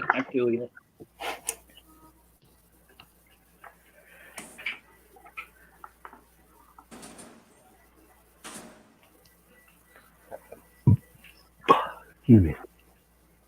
There was a German beer. We had, there was this German restaurant bar in downtown Sacramento, California, and they had a German beer that tasted heavily of orange zest. And I didn't like it the first thing. I just took a taste before I ordered it. I wasn't a fan of it, but every time I went, I would take a taste of it. And I would say about 6 or 7 tastes into it, I really fucking enjoyed it. Like a whole lot. Well, I mean, here's the thing, right? Craft beer, especially if you're just a regular beer drinker, is an acquired taste. And it is usually 4, 5, 6, 7, 8 tastes before you're like, oh my god, this is really good. I should keep drinking this. Like it takes a while before you're excited about it.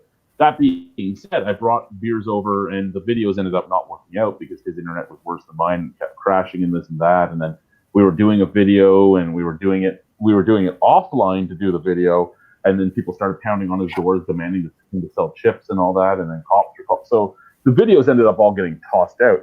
But Daniel and David and Daniel's girlfriend all tried a bunch of the beers I brought over to their place last week, and they're like, "Wow, this is really good." I brought over like a black IPA, an American Pale Ale, a hazy IPA, and a sour, and they liked all 4 of them. And I'm like, "Wow, this is the first time I've come to guys that only drink Bud," and they're like, "Ooh, this is really good." And it was the first time I've ever seen somebody jump right into it.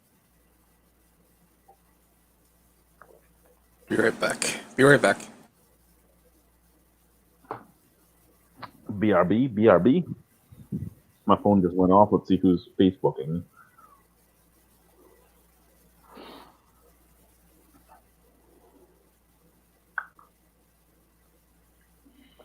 It was Guy. Guy just Facebooked me. I'm really excited to get these beers from Iqaluit.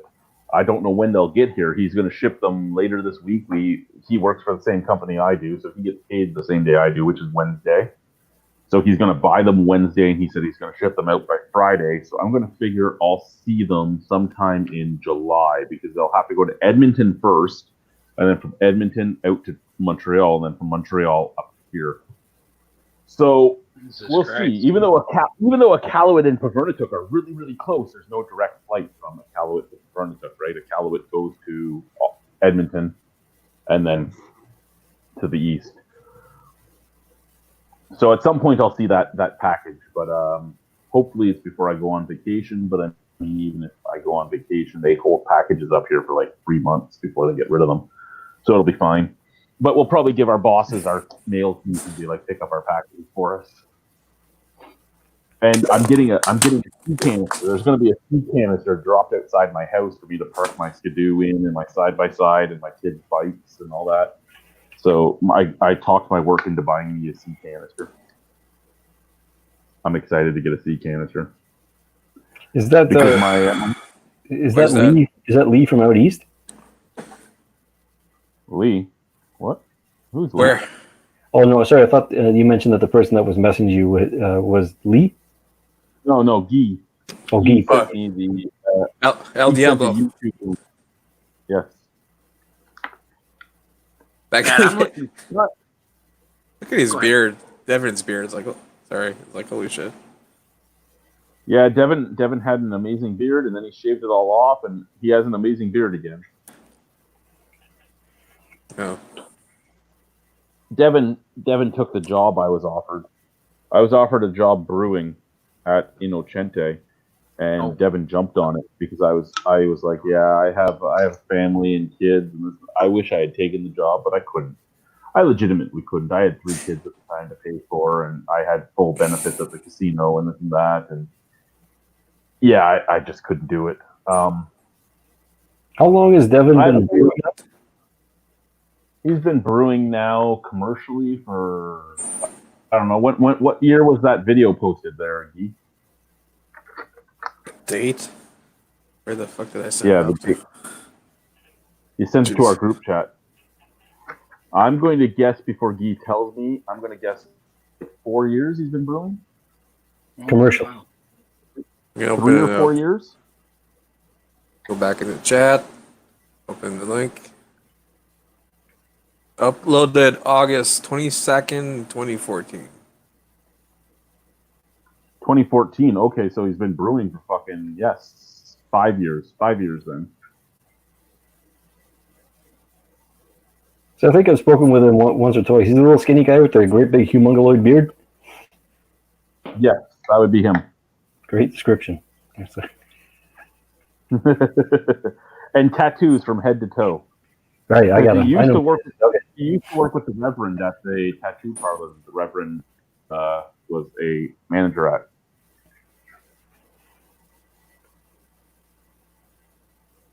What? He's a manager at what? Oh, the Reverend is the manager of a tattoo parlor. Oh. Oh, I've heard you mention him before, and I had no idea. Okay, cool. I feel like I'm in on the same page. Lots of old videos of the Reverend. Lots of crazy videos of him being Chad's bitch.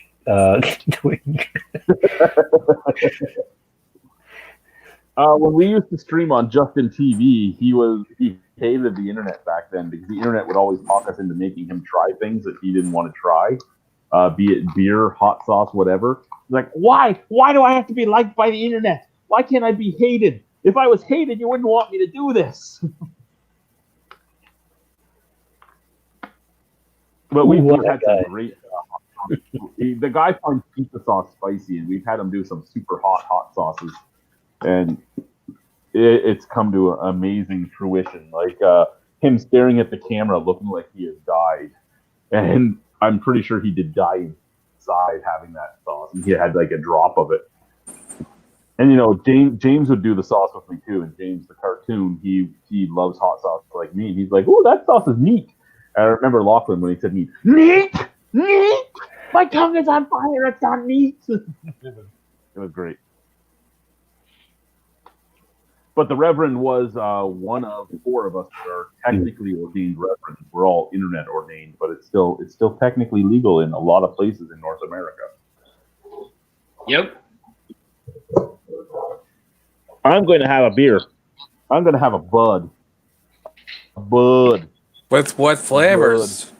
What flavors are going to put in that beer? Flavor? I'm going to put lemonade in my bud. Oh no, I just dropped the can. Lemonade in my bud. I'm going to pee again soon because I broke the seal. That's the one problem with having to break the seal, right? Then you're fucked. You're fucked for the rest of the night. It's an interesting mix to a $95 can of Bud.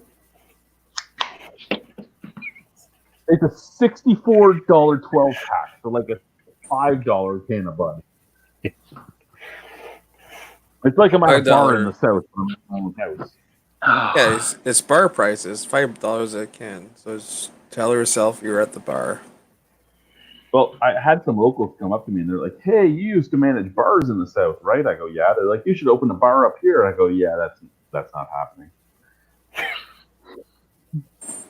Why? Because I'll spend more money on security than I have to spend on fucking product. No, you wouldn't. You just like under each stool, it's like a trapdoor. If somebody gets annoying, you just pull the lever. They get thrown out automatically. Perfect. Wrong lever! Nothing but ice beer and only hire wrestlers for staff. It's COVID times, right? So instead of taps, it's like a water soaker. You gotta shoot in their mouth. Where they're there, it's like, oh, you're done. The Iron Sheik. Oh, the Iron Sheik would be an amazing bouncer. You're out! Oh, Mr. Chris, is your name Chris? Mr. Chris? My name's Chris, yeah. Okay. My roommate makes homemade cider. And Okay. you were talking about the ABV rating. It should be up front. You know, you should always know exactly what kind of, alcoholic drink you're partaking in. Sure, it can be a very dangerous brew if you don't. I'm not able to drink her cider. Okay. I've never in my life, I've had moonshine when I lived in Texas, but this stuff, man, it is so strong and it varies so much between bottles. It's just, it's unreal. Okay. I would call it dangerous. What kind of yeast are you using? Yeah. Do you hear that, Jason? What kind of yeast? Oh, I have. The yeast. I honestly the yeast decides what the final ABV can be. I mean, there's a lot of yeast that won't go above 10%. The problem with cider is a hard drink. Cider's all like lager. You can't make any brewing fault. You make a brewing fault, you're fucked with a cider. If you make a cider and you don't back sweeten it, it's going to taste like such a high ABV thing, and sometimes it's only like 5 to 10%, and it's going to taste so hot. It's not funny because it's not back sweetened, because all a cider is apple juice, right? So the yeast can eat away all the sugar and leave nothing but like a flat, tasteless, alcoholic bomb. I've made cider myself, and what I found the best trick to calm the alcohol down, even if you're going to brew a little strong, if you want to come in around 5-6%, is to keep re-fermenting. So you would just continue to, after a significant amount of fermentation process, you would just add more juice, more yeast, and just keep it going. And you can re-ferment the thing 4, 5, 6 times until you've got the clean product at the end. Okay. So when you're brewing with fruit, you're dealing with a lot of sugar. And a good example is when craft breweries come out with watermelon beers. I know Chad's going to go right for Boxer watermelon, but we're not. Which is a high cranked up, fucking like 8%. brew. And what I'm saying is, when you're dealing with fruit, and even the bigger the fruit, you're dealing with a lot of sugar.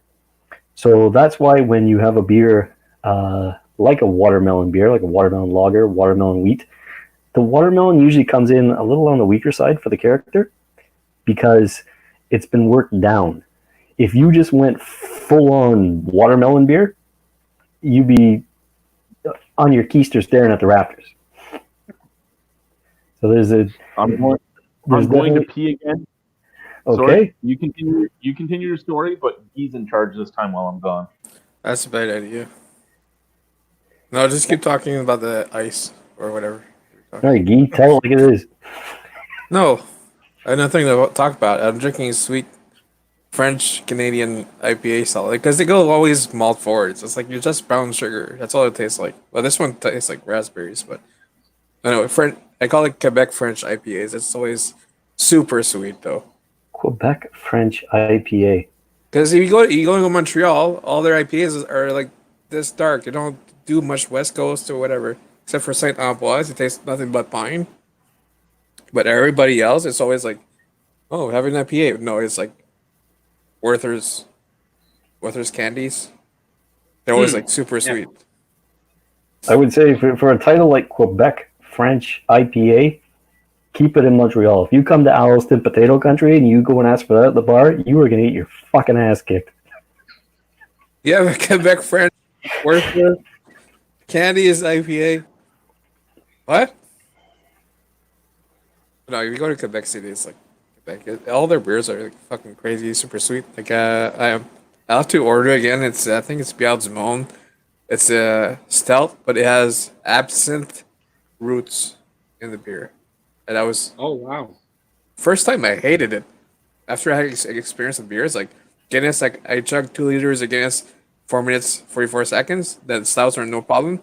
Then I drank that as like one of my favorite beers. Do you have any favorite stouts or porters that are made in Quebec? Anything from Ciel. They sell that in the States too. You can find that in the Okay. States. Yeah, so DIUDUCIEL, Ciel. If you Okay. can find that in the store, freaking jump on it. Their beers are freaking. It's always like biblical stuff, drawings on the boxes. But their beers is like holy crap. I think Should Aphrodite. I do- Aphrodite. Oh, are you talking Bdu Back now? Yeah, they can because I've seen that in a lot of the U.S. reviews. Some they got that in some places, eh? You know, the problem with Bdu Back is the guy that made Bdu Back famous no longer works at Bdu Back. He runs his own brewmaster. He runs his own brewery in Toronto called Godspeed. So Godspeed Brewing is ran by the guy that made Bdu Back famous by making up all the recipes they use. That's Godspeed. He's doing biblical thing again. Yes, yeah. So he is very religious. Whatever epiphany gets fucking recipes, he's doing that right at least. Yeah. My curiosity is, should I film a review of this live right now? On this, What is that? What is that? Is This, that this is, well, look at the top of the can. You should know what this is right away. Oh Jesus! Is that THC or? Oh wait, yeah. The CBD doesn't have that, correct? No, this is the CBD sparkling beverage. Oh, okay. This is lemon lime. One way or another, I'm reviewing this in the next day or so. And then Man. Wednesday, when I get paid, I'm ordering the other THC one, and I'm ordering another one of these. Because the other flavors of this is like mango watermelon and a few others. They have a few CBD ones. Excuse me. And if I had a bong and knew how to smoke a bong, I would buy actual flower because, you know, buying government weed that is actually dried flower and grinding it yourself costs so much less than buying the pre-rolls. But right now my thing is pre-rolls because it's all I know how to do. I can't roll a joint. I need a Me mini. neither. Just get a mini pipe. Like Nick. Probably be cheaper in the long run, anyways. You guys are way ahead of us in terms of how well the system works. I'm not saying it's perfect up there for cannabis consumption and mailing it through the post and whatnot, but down here it's still so fucked. There's so much bureaucracy that it just. Well, if I was to buy a illegal. gram, if I was to buy a gram of say this, right? What do I have here? I have Shiskaberry here from Rio. Oh, nice. If I was, and this is a 1 gram thing, right? So if I was to buy this as flour, so this is 2 1 gram joints, and these 2 1 gram joints cost me $11. If I was to buy 2 grams of this as a flour, it would cost me $5. So it's a lot cheaper to buy it not rolled.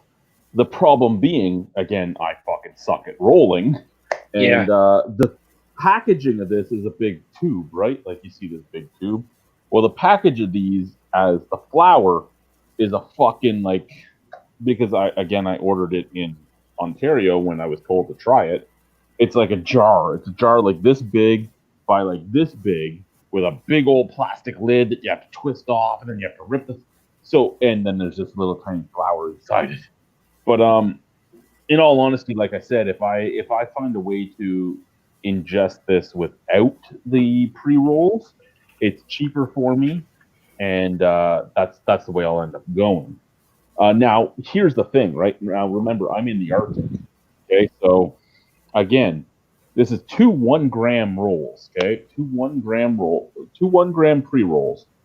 So 2 1 gram joints. Again, 1 gram joint. This cost me, like I said, like under $11. I think this was like $9.99 or $10.99. I'd have to look up the email. If I was to buy 2 grams up here from the local dealer, I would get skunk weed, and it would cost me $40 a gram. What website did you use? SQDC, so the Société Québec de Cannabis.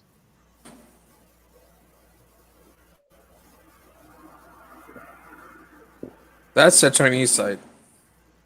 It's not a Chinese site. It's in Montreal.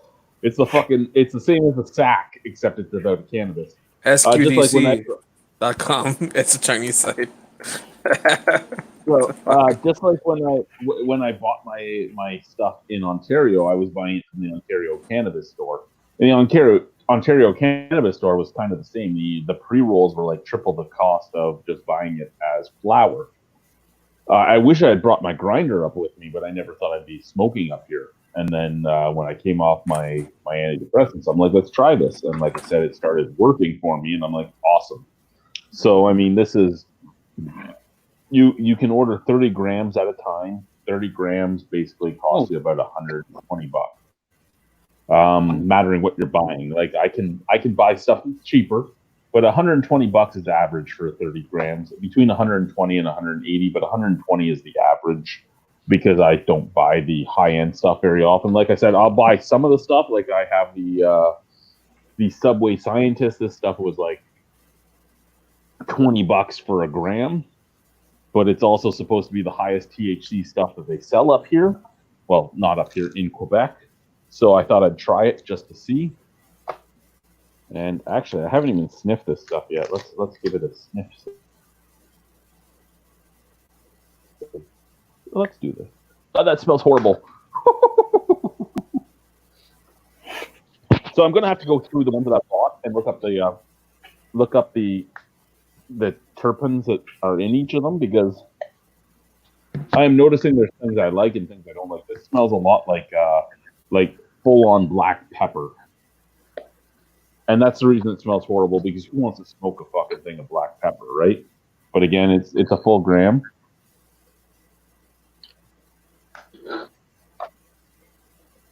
I seem to like the floral ones better. I seem to like the fruity ones better. Yeah, like this is This is the Chiskberry. That smells amazing to me. The White Russian smells amazing to me. The White Widow smells amazing to me. The Lemon Skunk smells great. Nice.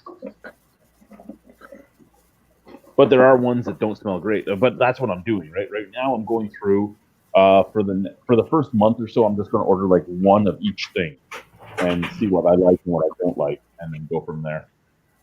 I love that Chiskberry. And then these drinks, I'm going to order a bunch of them as I go. I mean, I can order as many orders as I want per day, as long as I'm not holding more than 120 grams at a time. I'm okay, but my orders can't be more than 30 grams at a time.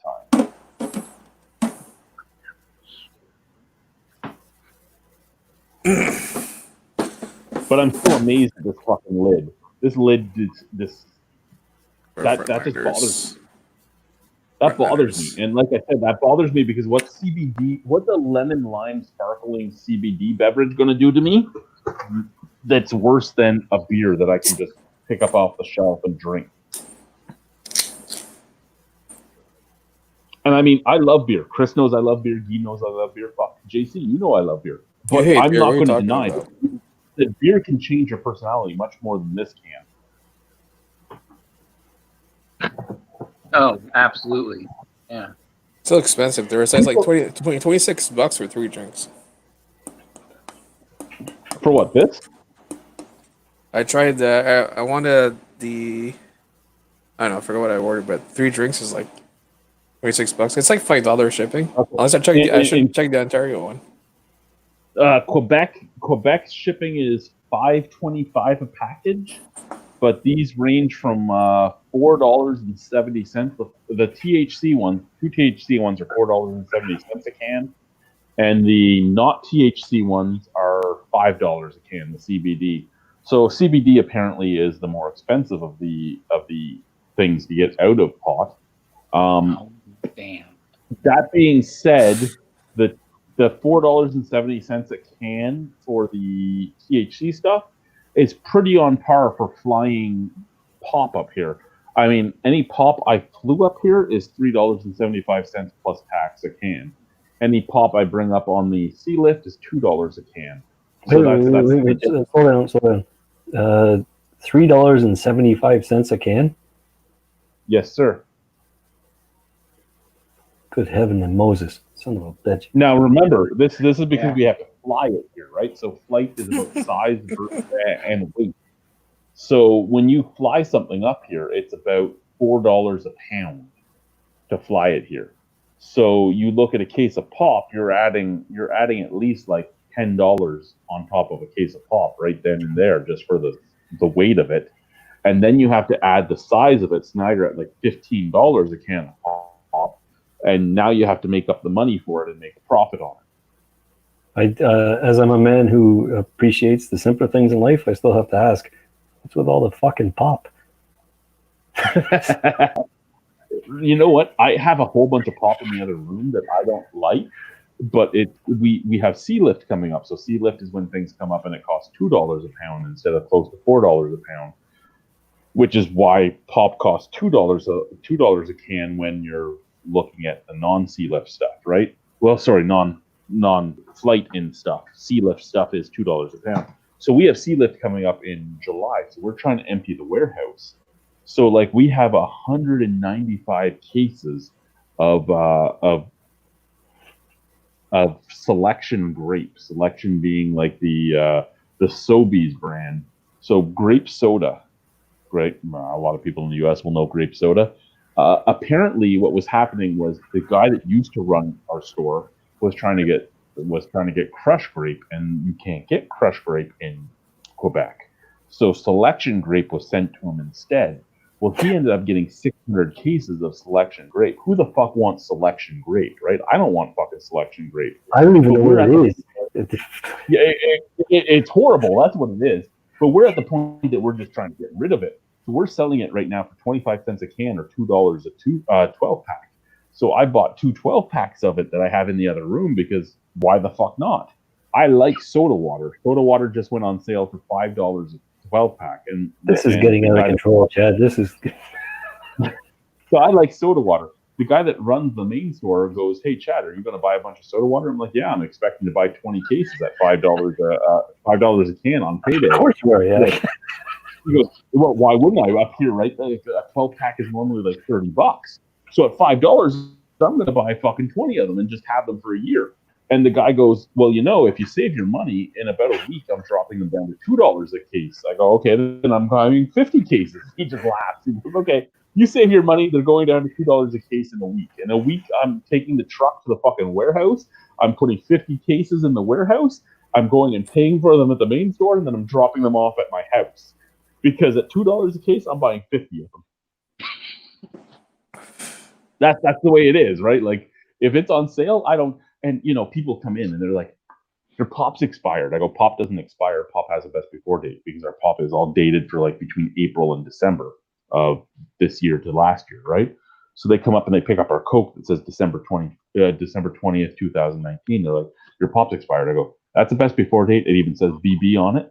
Best before date means it's guaranteed fresh until that date. It doesn't go bad. Pop is good for 20 fucking years. If you don't want the pop, don't buy the pop. But the pop's on sale for $1 a fucking can or $20 a case instead of $40 a case. Either buy it or don't buy it. Walk away." Okay, so you got to find beverage that can travel to space and back. Chad, you sound like you're living at a fucking flea market. Well, is it completely dark where you live? Because right now the sun's still out, and it's 10 o'clock at night right now? Here, let me log in on my phone again. Where the fuck's my phone? Right there.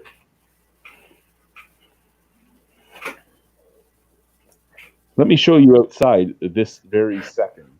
And this very second, it is 10:33 p.m. 10:33 p.m. I believe you, Chad. Well, just showing it. Shut the fuck up, motherfucker. I'm going to mute myself for a second.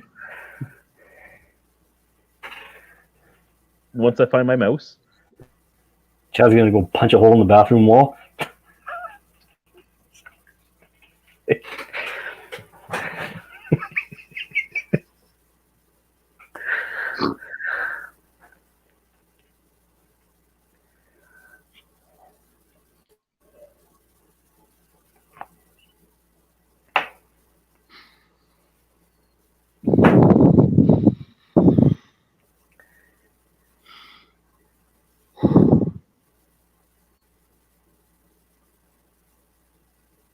The fuck is going on? Why is he muted?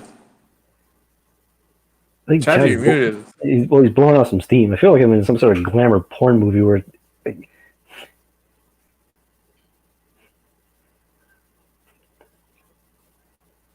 I'm muted because I was turning on this. Here we go. Whoa. So this is outside right now.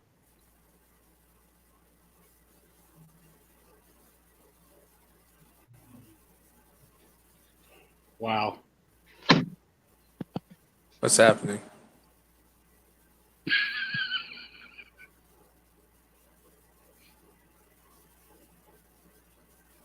That's intense. Yeah, so the sun stays up until about 1 a.m., and that's when it's gone down, but it's not down. You still see the line of the sun, and then the sun comes back up at 3 a.m. Oh, shit, Anticorp was here. Sorry, Auntie, I didn't even notice you commented. This was a long time ago, but there you go.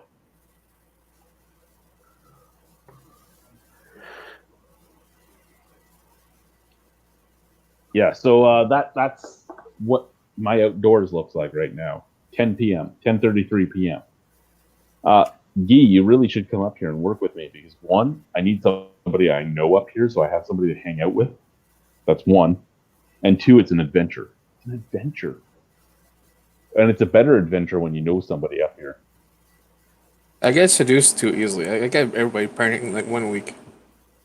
Yeah, this is the thing, right? The French people do seem to have like 15 girlfriends up here. You need to pick one that doesn't have a boyfriend already and stay with that one because you will get shanked otherwise. Chad, I think where you live, there's a girlfriend behind every tree. There is no trees. Exactly. There's not one tree up here. A lady came into my store one day and said, my skidoo broke. I crashed it into a tree. And I said, what fucking tree did you fucking hit? There's no fucking trees up here. There is not one tree up here. There's no wood lying around unless it's wood that's come up on the sea lift to build a house. There ain't no wood. Basically, she hit a fucking hydro pole, but that's a tree to her. It was a tree. It was a tree at one point. Yes, you are correct. It was a tree. It's no longer a tree at this point. It's a fucking hydro pole. I hit a tree. No, you didn't. Oh, hit so no fucking tree. there you can say make like a tree and fuck off with power.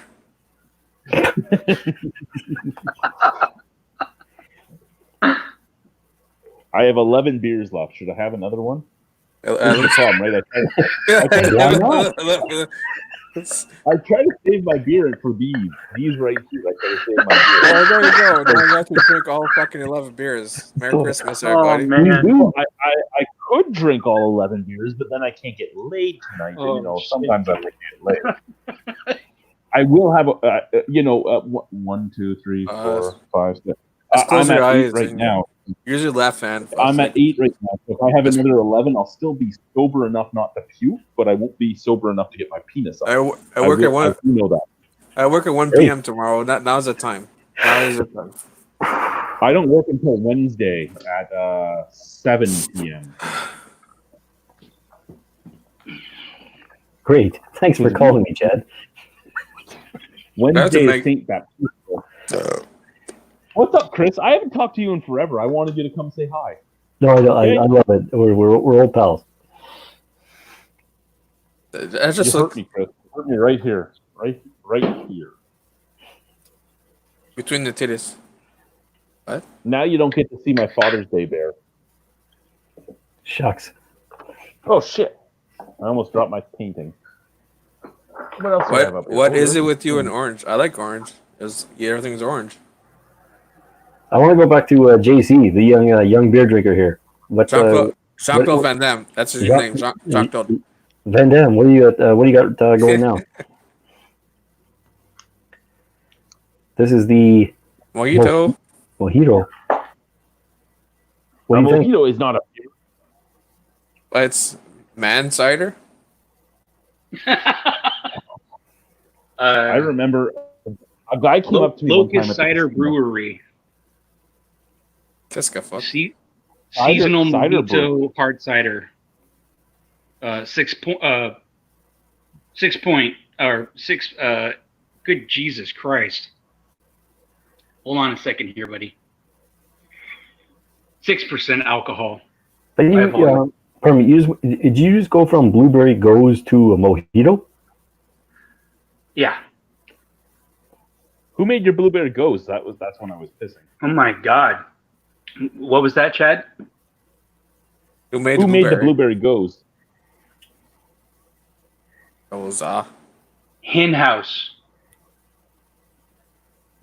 My favorite blueberry beer so far was Shadow Brewing, which is a Bud brewery. But it was a good blueberry beer. I can't deny it. So what I was going to say is when I was at the casino, right before I left to come to this job, and I was trying to get fired. I won't deny it. I was trying to get fired. I wanted a package. I wanted them to give me, like, here's $10,000. Go the fuck away. That's what I was trying to do because of how long I had worked there. And a guy came up to me, and he's like, I want a mojito. I'm like, I'm out of mint. He goes, I see mint right there. And I just swept the mint into the garbage. I go, there's no mint. Oh, that's funny. That sounds like a Monty Yeah. Python thing. Where's the mint? No mint. Where's the mint? No mint. Fuck you and your This- mint. You ain't getting no fucking mint from me. This tastes motherfucker. so much like. This tastes exactly like fresh mint with like a spiked lemonade. I'll God, I'll, that tastes I'll take your really word for it, but I think your taste buds are going in the next dimension right now. Yeah, it's weird. You're It's doing good though. It's really refreshing. He's doing things like I do things. It's okay. Okay, I want to save the Sevchenko for the next time I see my buddy Daniel. I want to save that for the next time I see my buddy Daniel. I don't want another Bud. I want to save the sour because I like fucking with his face. I'm going to have this Molson Dry. Molson Dry, 5.5.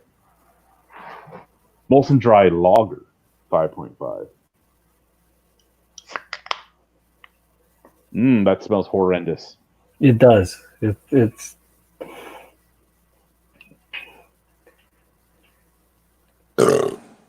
Excuse me. Oh, listen to that snap, crackle, pop. Oh wow. Crystal clear. Look at that. I can see everybody through it. Hi, guys. Hi. That's weird. Oh Christ. I'm going to take one more pee before we're done, and this time JC's in charge. I mean, before you're done, get 10 beers to go. That's not a good idea. I'll be back in 2 shakes of a lamb's caboose. Have either of you started any new beers or? Did I squish it yet? It's in Bdu. Well, they're near here. It's Frontliners Session IPA. It's like they're still going hard with the malt, so it's like a sweeter Session IPA. Again, with the super sweet brown sugars.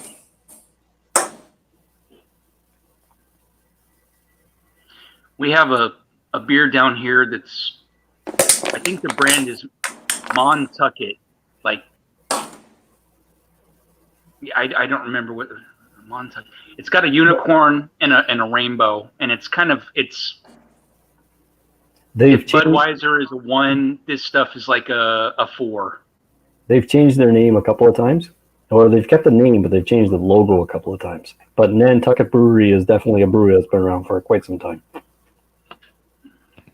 Oh, this is Montucket. Oh well, now then I might as well just log off. Nantucket. Took us. Mon. One.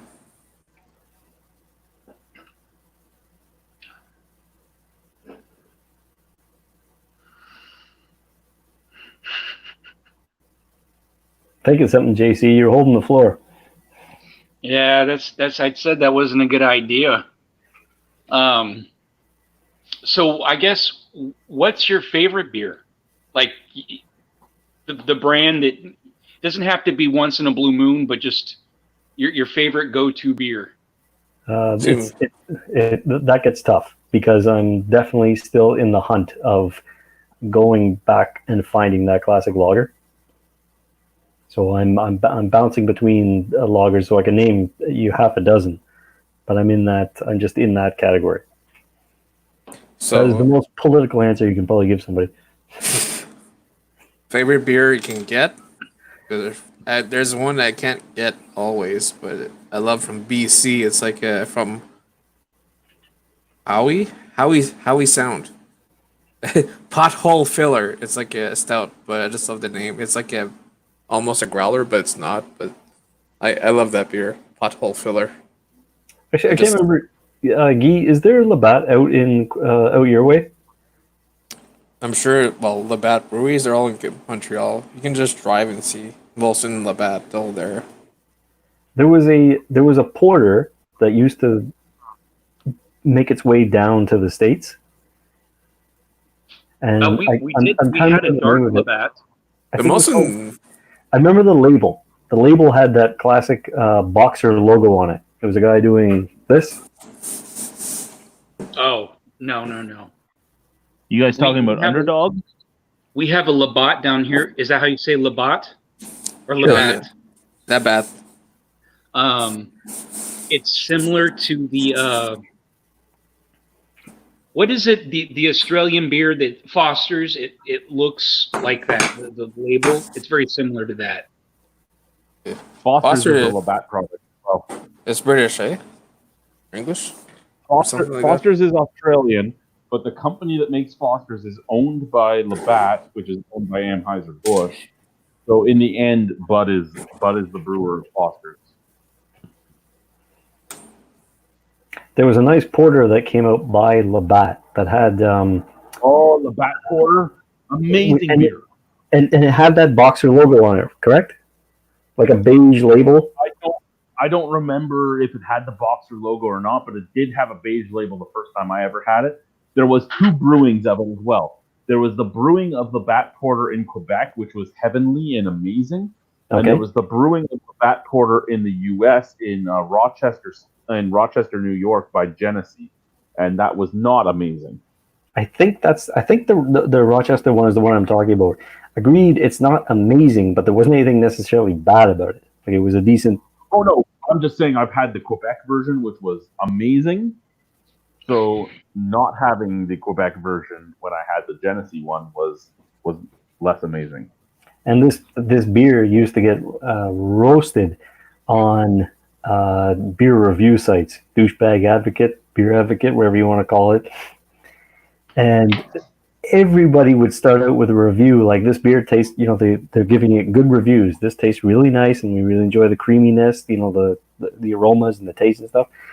And then I put on my reading glasses and I found out this was made by Labatt's. Now I'm picking up on corn syrup and whatever, and it was just a big ass fuck you. I guess I'm going back to my campaign for good. It was I didn't really get to experience it, but all I knew was this was a nice beer that was out there. But I was just kind of curious, especially you, JC, if it got down to your way, because I knew that it did make its way down to the States. I don't know that it was a porter. I just know that there's been 2 Labatt's down here. One was a golden ale, a weedy golden beer, and one was a dark beer. I don't remember that it was a porter specifically. Those are the only 2 Labatt's that you've had? That I've ever seen. That I've ever seen here. No, I've had more up when I lived in Canada, but down in the States, those are the only 2 varieties I've seen. Just the way you've explained those 2 beers that you get down in the States, that's some pretty interesting selection. That you only have a dark beer, and then you have what sounds like a Heffenweizen or. Yes. Yeah. That's a weird way to reach out. From a brewery. You have to remember that Labatt is really sold in the U.S. as a high-end export beer, like an import beer. Sorry, okay. Where a lot of their stuff is under different names and being sold under Bud's name or any other name that they use, because they are a big old corporation that has like 35 different companies they can use easily. What I hate is the same thing as you. When people go out and go, hey, this is owned by a big guy, so obviously it's horrible. A lot of Goose Island beers, I will admit, have diminished over years. But like Goose Island's Bourbon County Bourbon Stout, fucking amazing beer still. It's still an amazing beer. And regardless of whether or not Budweiser owns them, Anheuser-Busch, AB InBev, or regardless of who owns them, they are still making amazing, amazing stouts. All their variants are really good. And anyone that wants to sit there and bitch that they're bad and you shouldn't buy them because it was it's a fucking big old corporation that owns them now, good. Stop buying them. There's more beer for me to buy. Fuck you. Right. I used to be able to make this comparison to Hunter S. Thompson and the high watermark, and when the wave finally broke. And for those that bash small breweries that have been bought up by big breweries, all the big breweries have done is just increase that brewery's distribution. And their motto is just, if you can't, if you can't beat them, join them. And well, yes and no. I mean, there are breweries that are left basically to their own to continue doing what they did, right. And there's breweries that aren't and are lessened. Like I said, to me, a lot of Goose Island beers, other than BCBS, have lessened. You look at Creemore Springs, though, and exactly what you said is what happened is they bought them and they basically gave them filtration so they had shelf stability. They gave them packaging so they could get out a bunch of shit. You look at Sleeman, well, Sapporo, because Sapporo owns Sleeman, but Sleeman buying Unibrew. Same thing. Unibrew gets to make their beer the way they've always made their beer. But like you said, for the most part, they've gained distribution, they've gained packaging, they've gained filtration, they've gained shelf stability, they've gained power in the market because they can actually pay to put themselves in every beer store and every LCBO and every SAC and everywhere else they need to be. They're the model of what the brewery they bought should hold. And what that is when you're running a business is to constantly reinvest in yourself.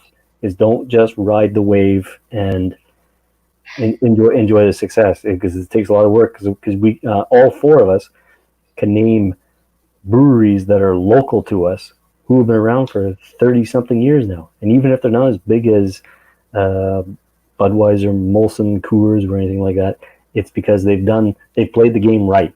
And the biggest thing for a small business, particularly a brewery, is to constantly reinvest in yourself. Agreed. Yeah. Well, the breweries are not that old, but they're pretty good. The ones near me are pretty young-ish. Yes and no. I mean, you can go to Quebec and find some really old ones. I mean, Dill is old. You can go to Toronto, but you are correct. Ottawa did not have a lot of breweries. I mean, I think Ottawa's oldest brewery is the one I'm wearing on my chest right now, Broadhead.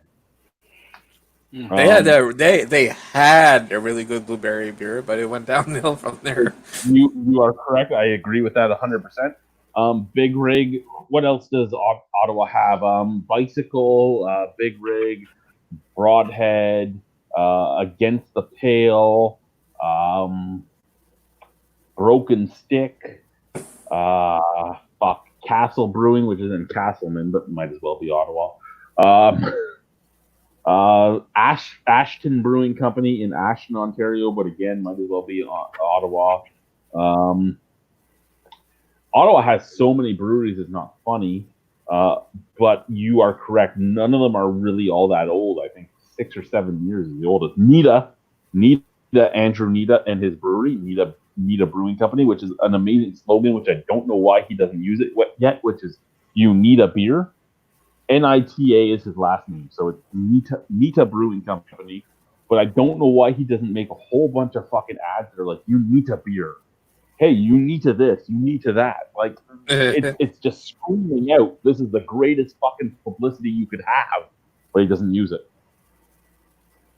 It's the only brewery to make a saison, and it's our beer that does not give you heartburn. All their beers are good, though, and when they're like last week. For an American brewery that's really stood the test of time, Anchor Steam down in San Francisco. Oh God, yeah. Is Anchor Steam still only at 2 beers? I honestly don't think know. they have more. But I mean, Anchor is one of the breweries that is the only reason Flying Monkeys exists.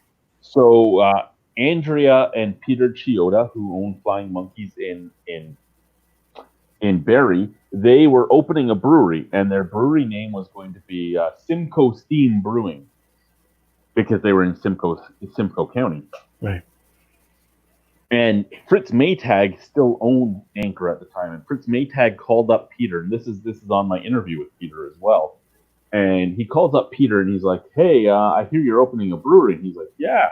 He goes, "What are you calling your brewery?" "Well, I'm calling my brewery Simcoe Steam Brewing Company." He goes, "Well, that's great.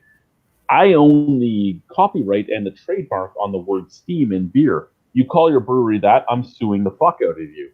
And that's why Flying Monkeys existed. And I'm like, "Really? You can copyright the word steam?" And he's like, "Yeah, I should copyright the word fucking the." You really should. Like, seriously, if you can copyright steam and take it across North America and say nobody can use the word steam in beer, you should be able to copyright the or or like the letter A. Just legitimately, the letter A cannot be in your name. Or if you want to copyright on YouTube, just put copyright "Hey Guys." You would make so much money. Everybody fucking says that. New channels, "Hey Guys." The Fine Brothers tried to make copyright and a trademark on reaction videos, And they ended up losing that lawsuit because they were suing everybody left, right, and center. And they ended up getting bitch slapped down, saying, "No, you can't copyright a reaction video." Get better lawyer, yeah. I guess. Let's spend more money. But there's a lot of and Sierra Nevada. I think those are probably the two best-selling beers in California and Southern Oregon. I remember the first time we had Torpedo, Sierra Nevada Torpedo, and me and the Blueberry did the video of that, and we hated it. It was fucking disgusting. It was one of my first introductions to Citra, and I'd never realized yet that Citra was one of those hops that needs to be fresh. If it's older than like 60 days, it just tastes like shit. And I remember trying it and hating it, and I remember the hate mail I got, and I'm like, man, I'm up in Canada. This is brewed in San Francisco. How long do you think it took to get to me? Like, it's shipped from San Francisco, so they make it. They get an order from Ontario, from the LCBO, and they go, you know what? Let's send the LCBO our older stock and keep our younger stock, like our newer stuff, for our local customers. And they send us something, say the LCBO orders it in March. So they send something that was made in February. So already a month old when the LCBO makes the order. Then it has to get to Canada, get to the Ontario LCBO warehouse in Toronto. So that takes another month. Now we're at 2 months old. Then it'll sit there in the LCBO warehouse for 2 or 3 months. So now we're at 4 to 5 months before it gets shipped to the stores and gets put on their shelves. So we had a beer that was like 7 months old, and we're like, this is disgusting, this is horrible, and people are hating on us left, right, and center. I'm like, I don't like it. Well, buy another one and try it. I'm not spending my fucking money on that again because I hated it. Well, you really should. You want to buy it for me? You buy it for me, but I ain't spending my fucking money on it again. I hated it. There's enough new things for me to continue trying. And I mean, this is the thing, right? So the Ontario LCBO has always been a horrible, horrible place for a lot of craft breweries to go into, and a lot of craft breweries don't realize that and just want to go into the LCBO. One of the great breweries to talk about with that is Railway City. Railway City did not pasteurize their beer. They didn't really filter their beer. Their beer had like a 30-day shelf life, and that's if it was refrigerated. And they were putting their beer into the LCBO. And they put their beer into the LCBO, and again, it had a 30-day shelf life. So by the time it got on the shelves at an LCBO, it was already past those 30 days. And I was drinking these beers that tasted like sour milk and everything else. And their owner reached out to me. He's like, you really should come and try our beers at the brewery. And I'm like, okay. I go to the brewery and I try them, and they're fucking fantastic. They're actually really good beers. And we did a video there. We interviewed Ray and did everything else. And the beers were fantastic. And me and Ray are talking. He's like, are you going to take down your old videos? I go, no. He goes, why not? You know that my beers are different. I go, because you're taking your beers and you're selling them into a venue that you know is going to take months to get on the shelf. And then they're not refrigerated, and your beers need to be refrigerated. If you're doing this, that's you doing it by choice. I'm sorry. You're choosing to sell me a beer that's going to go bad before it goes in my mouth. That's your fault, not mine. And he got mad at me. And then we ended up smoothing things over. And like 4 years later, he ended up taking his Double Dead Elephant, which was his Dead Elephant was his IPA, and his Double Dead Elephant was his double IPA. And he put it in this big 750 milliliter hand painted bottle and this and that, right? And he put it out at the LCBO, and it went out to the LCBO at like $13.95 a bottle. Outrageous. And I did a review of it, and I'm like, this beer is good, but at $13.95 a bottle, there's no way I'm ever going to touch it again. Like, fuck you. I can get Immodest, which at the time was the best double IPA in Ontario. I can get Immodest for $5 a can. I can get Innocenti's 2-night stand, which was their double IPA, for $4 a can. I can get, and I'm going on like all the list of all the double IPAs I can get. I'm like, I can get 10 bitter years for $6 a bottle. All of this stuff is half the price of your double IPA. And he sent me like 13 pages of shit he Facebook messaged me from hell and back. Like it just went on, right? Do you realize how much it costs to do that?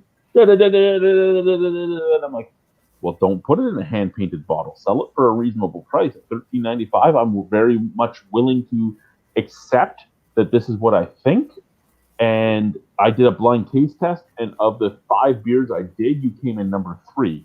I'm sorry, that means you're the 3rd out of 5, and all the other 4 are cheaper than you. Fuck you and the horse you rode in on, basically, right? And he sent me like 13 pages of hate, and then he rage quit me on everything. He blocked me on every social media chance he could. And I see there's a whole bunch of comments here, and I'm sorry we haven't been talking to you. We will get to those. But yeah, so he blocked me on everything. It's funny how you have to, when you have to cut yourself down a little bit as a brewer. I remember that when I first started brewing and I started getting good at it, and I was winning awards, and I had friends of mine that would want to buy beer off of me, and they'd, what would you sell for a 6-pack of whatever I was making? And I'm like, Christ Almighty! I thought, the amount of work that I put into the beer and stuff, I was at like the most reasonable, from on my end, and the interaction was like $25 a 6-pack, and I thought, Jesus fucking Christ, I can't sell that to people. Like I can't charge that, but honestly, when you look behind the scenes and you put the whole thing together, it's like that was kind of a number that made sense. Yeah. But I was also making like really high quality, craft brew, and like Chad was going on there about hand painted bottles and stuff like that. It's like, well, if you wanted to actually get into this and do a business and make money and sell this to people, you don't have to hand paint the bottles. You don't have to make everything, it's super fancy. But you do get kind of get caught in the middle of a rock and a hard place when you're making really high quality stuff, and somebody asks you like, "Hey, can I pick up a 6-pack?" And that's kind of the number that makes sense. At this point, it's probably cheap now. Yeah, so we'll jump into these comments quickly. Pando said hi guys, so hello to you. Then he said he just watched a video from Guy. He should be paying attention. He or she. Do whatever you want. Ask us questions. Usually I'm paying attention. I see these coming up, but I thought we were just talking to ourselves. So I apologize for that. Well, I have ADHD. Yeah, I'm paying attention at all. It's okay. I had too many Wayne Gretzky's. If it's a whiskey, that's fine. Wayne Gretzky whiskey, yes. The albino is the best. Most people think the albino is the best. Ask my wife. Here. Not my ex-wife, ask my current wife. I can get a double IPA for shit here in Calgary. You can't get. Sorry, they don't exist. Really? I would think. Dan says there's a bunch of good fucking stuff there. Dan Crocker, Painkiller, Booze. What's his channel now? He changed the name recently. Not recently, but a few years back. Booze Reviews. Booze Reviews.ca? Yes. No, he had Booze Games, but Dan is in Calgary and he gets a bunch of Calgary reviews. 7% if you're lucky. I don't think I'm the best. My wife really thinks that. Booze Reviews, the channel, that's like a 2 guys in a rainbow thing.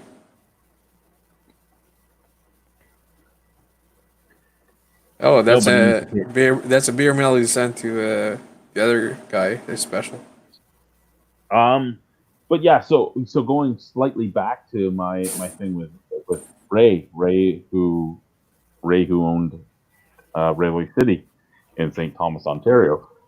So I made my comments on my video. I made my comments on my blind taste test. I made my comments to him about not hand painting the bottles.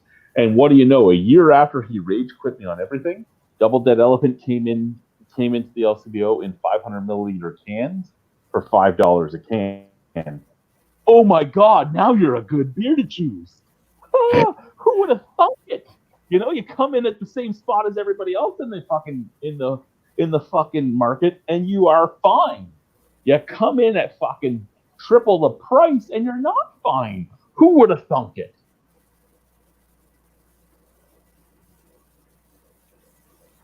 Who's fucking who? I'm What? not fucking anybody. $5. You can't find anything at Safeway, Co-op, Ace Liquor. I don't know any of those places. I know a Co-op. I know the FCNQ, the Federation Co-op de Nouveau Quebec, which is what I deal with now. That's where I buy my beer. That's where I buy my $74 12 packs of Molten Dry, or my $64 12 packs of Budweiser, or my $84 12 packs of Rickard Red, or my $98 12 packs of Alexander Keith's. Apparently, this week we could start ordering from Marche again. I don't know if that's true or not. If I can start ordering from Marche, I'm going to see what I can get from them. I'm going to send them an email and say, these are the stupid, weird, fucking macro beers I want. What can I get? And then go from there. What's Marche? Marche Terrain is the place that you used to be able to order 1-2 for a week from in the south. So that's where I would get a lot of my craft beer that I would review up here. Marche Terrain? Terrain? Marche Terrain. It's in Montreal. Well, it's actually in Dorval. It's in Dorval, Quebec. I know. It's gotta be an interesting job being a brewmaster and making beers like Molson Dry and Budweiser and what have you, because they seem like really like dumbed down versions, and they are loaded with extracts and substitutions, what have you. But to get a job as a brewmaster at Budweiser or Molson, you really gotta know your shit. Like, I mean, these are like guys that have gone to university for years, taking biochemistry and what have you. I mean, so it's an interesting sacrifice for a day's work. Yeah. So what you just said is funny, because I met a lot of guys that were brewmasters for big companies that are now brewers. Not even brewmasters. Some of them are just brewers for craft breweries. But you are right, they know everything. But I mean, me and Guy went to a brewery in Guelph where they brewed everything from home. Like, they had a fucking app on their phone, and from home they could change the temperature, they could do this, they could do that. Oh, shit. What the fuck was the name of that brewery? Do you remember? In Guelph? In Guelph. So there's Wellington and Guelph. There's what the fuck was the name of that brewery? I can't even remember now.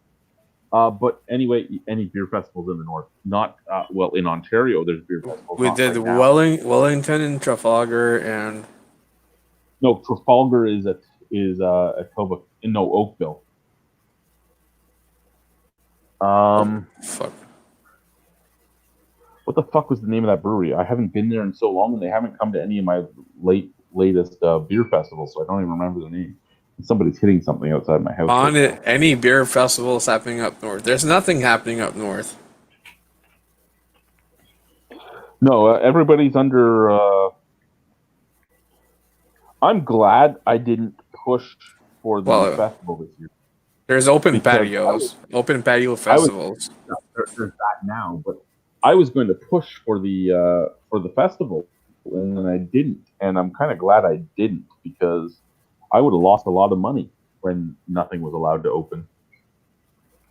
Telling people, water soakers in the mouth with beer, that's the way of the future. No.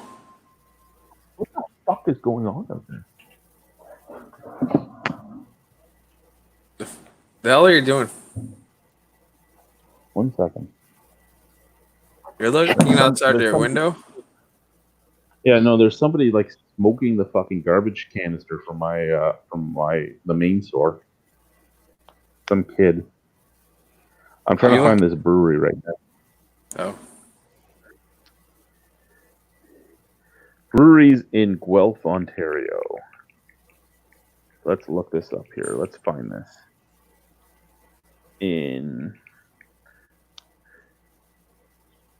I can say this because we're friends. You are absolutely adorable when you're searching something on your phone. Leave my blind eyes alone.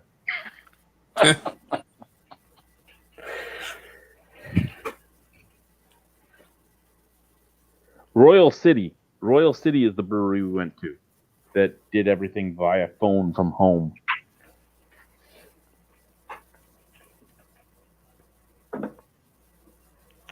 What? Vile City? Royal City. Oh. What's fucking Royal City? I don't remember Royal City. Was I One drunk second, as guys. a I gotta kid? go.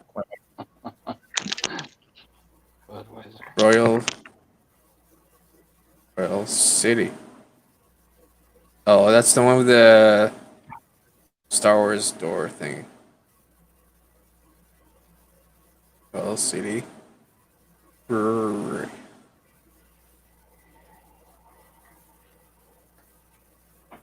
Oh, I remember Royal City. Ish.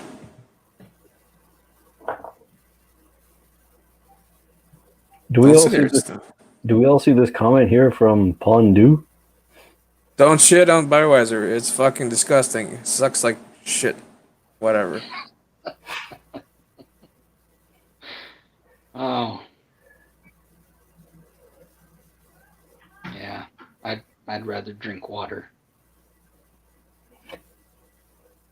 Well, Chad drinks Budweiser, so. I know. If it's the apocalypse and you have nothing else to drink, sure, Budweiser is fine. Even though it tastes exactly like my tasting notes, it tastes exactly those 1980s McDonald's toys bags of plastic. When you open it, you go, it tastes exactly like that. Wow. Yeah. Yeah, I'm not going snob on Budweiser. If I have to cut the grass, and the only thing that's sitting in the fridge, yeah, like I said, is a pint of Guinness, then fuck it, it's off to the beer store. I'm telling you, next time you try it, think about those McDonald's toy bags. Tell me it doesn't taste exactly like that. Okay, Key, I guess I owe you one. You're gonna be like, shit, I'm never gonna taste these the same anymore. It's still drinkable. It's no nostalgic beer. There you go. Sell it as McDonald's nostalgic beer, not Budweiser. McDonald's toy bags beer. Change the logo. I'm telling you, man. Don't shit on Budweiser. It's fucking perfect. If fresh, kill me, whatever. End quote.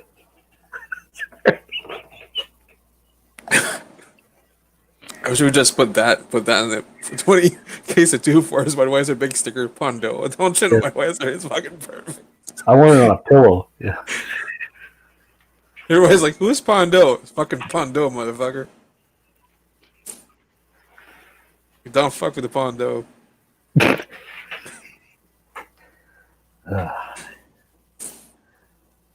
So what are we at? Guy, what are you working on?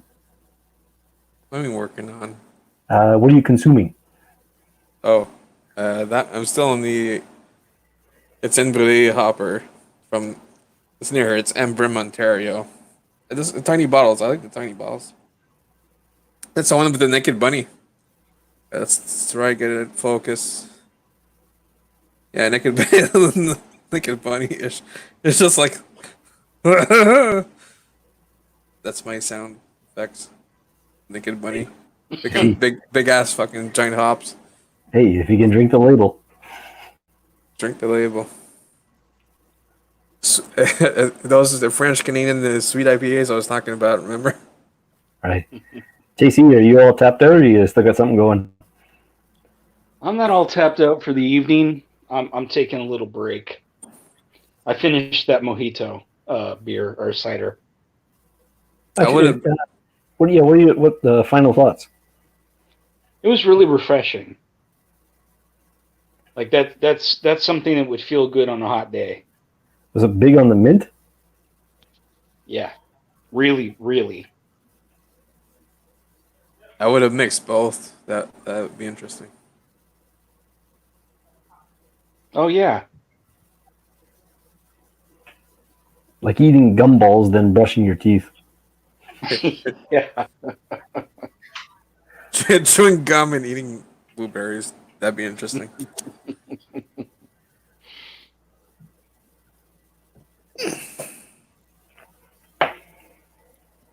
Just take a shit.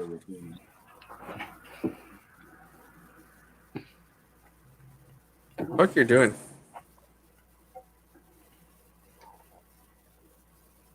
Oh, it's not done.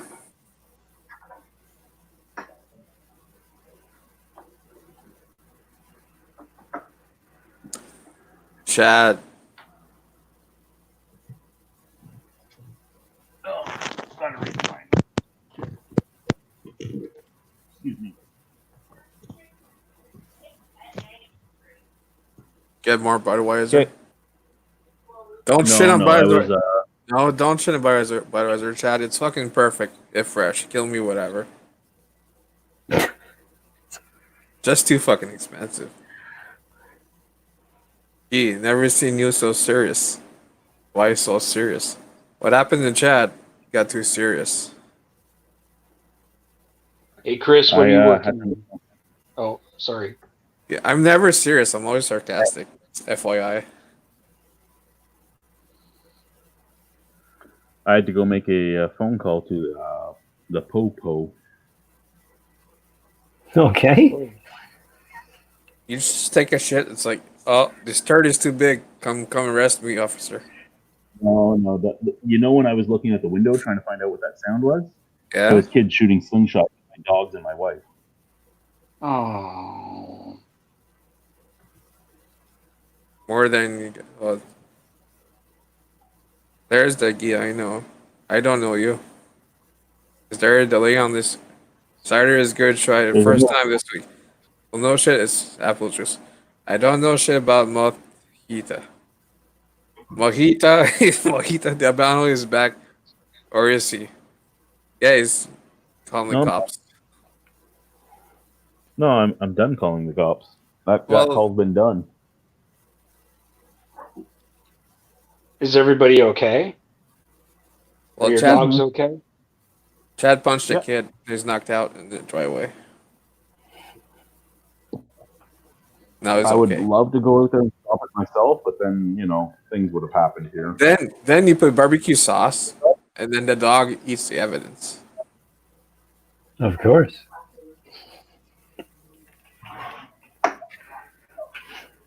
Yeah, no, it's I love there's a barbecue water sauce. truck driver here, and Guy saw these messages. I screenshotted them and posted them. But there's a water truck driver here who who likes to drink but doesn't want to party anymore because he's a water truck driver, so he has to start early in the morning to work. And people would show up at his house to hang out even while he's trying to sleep. So he locked his door one night, and people showed up with a gun to try and break into his house to drink at his house. People shut up with a gun trying to drink at his house.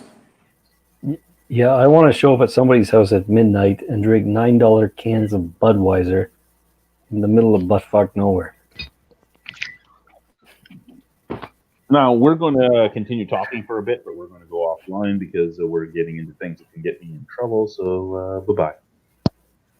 Good night.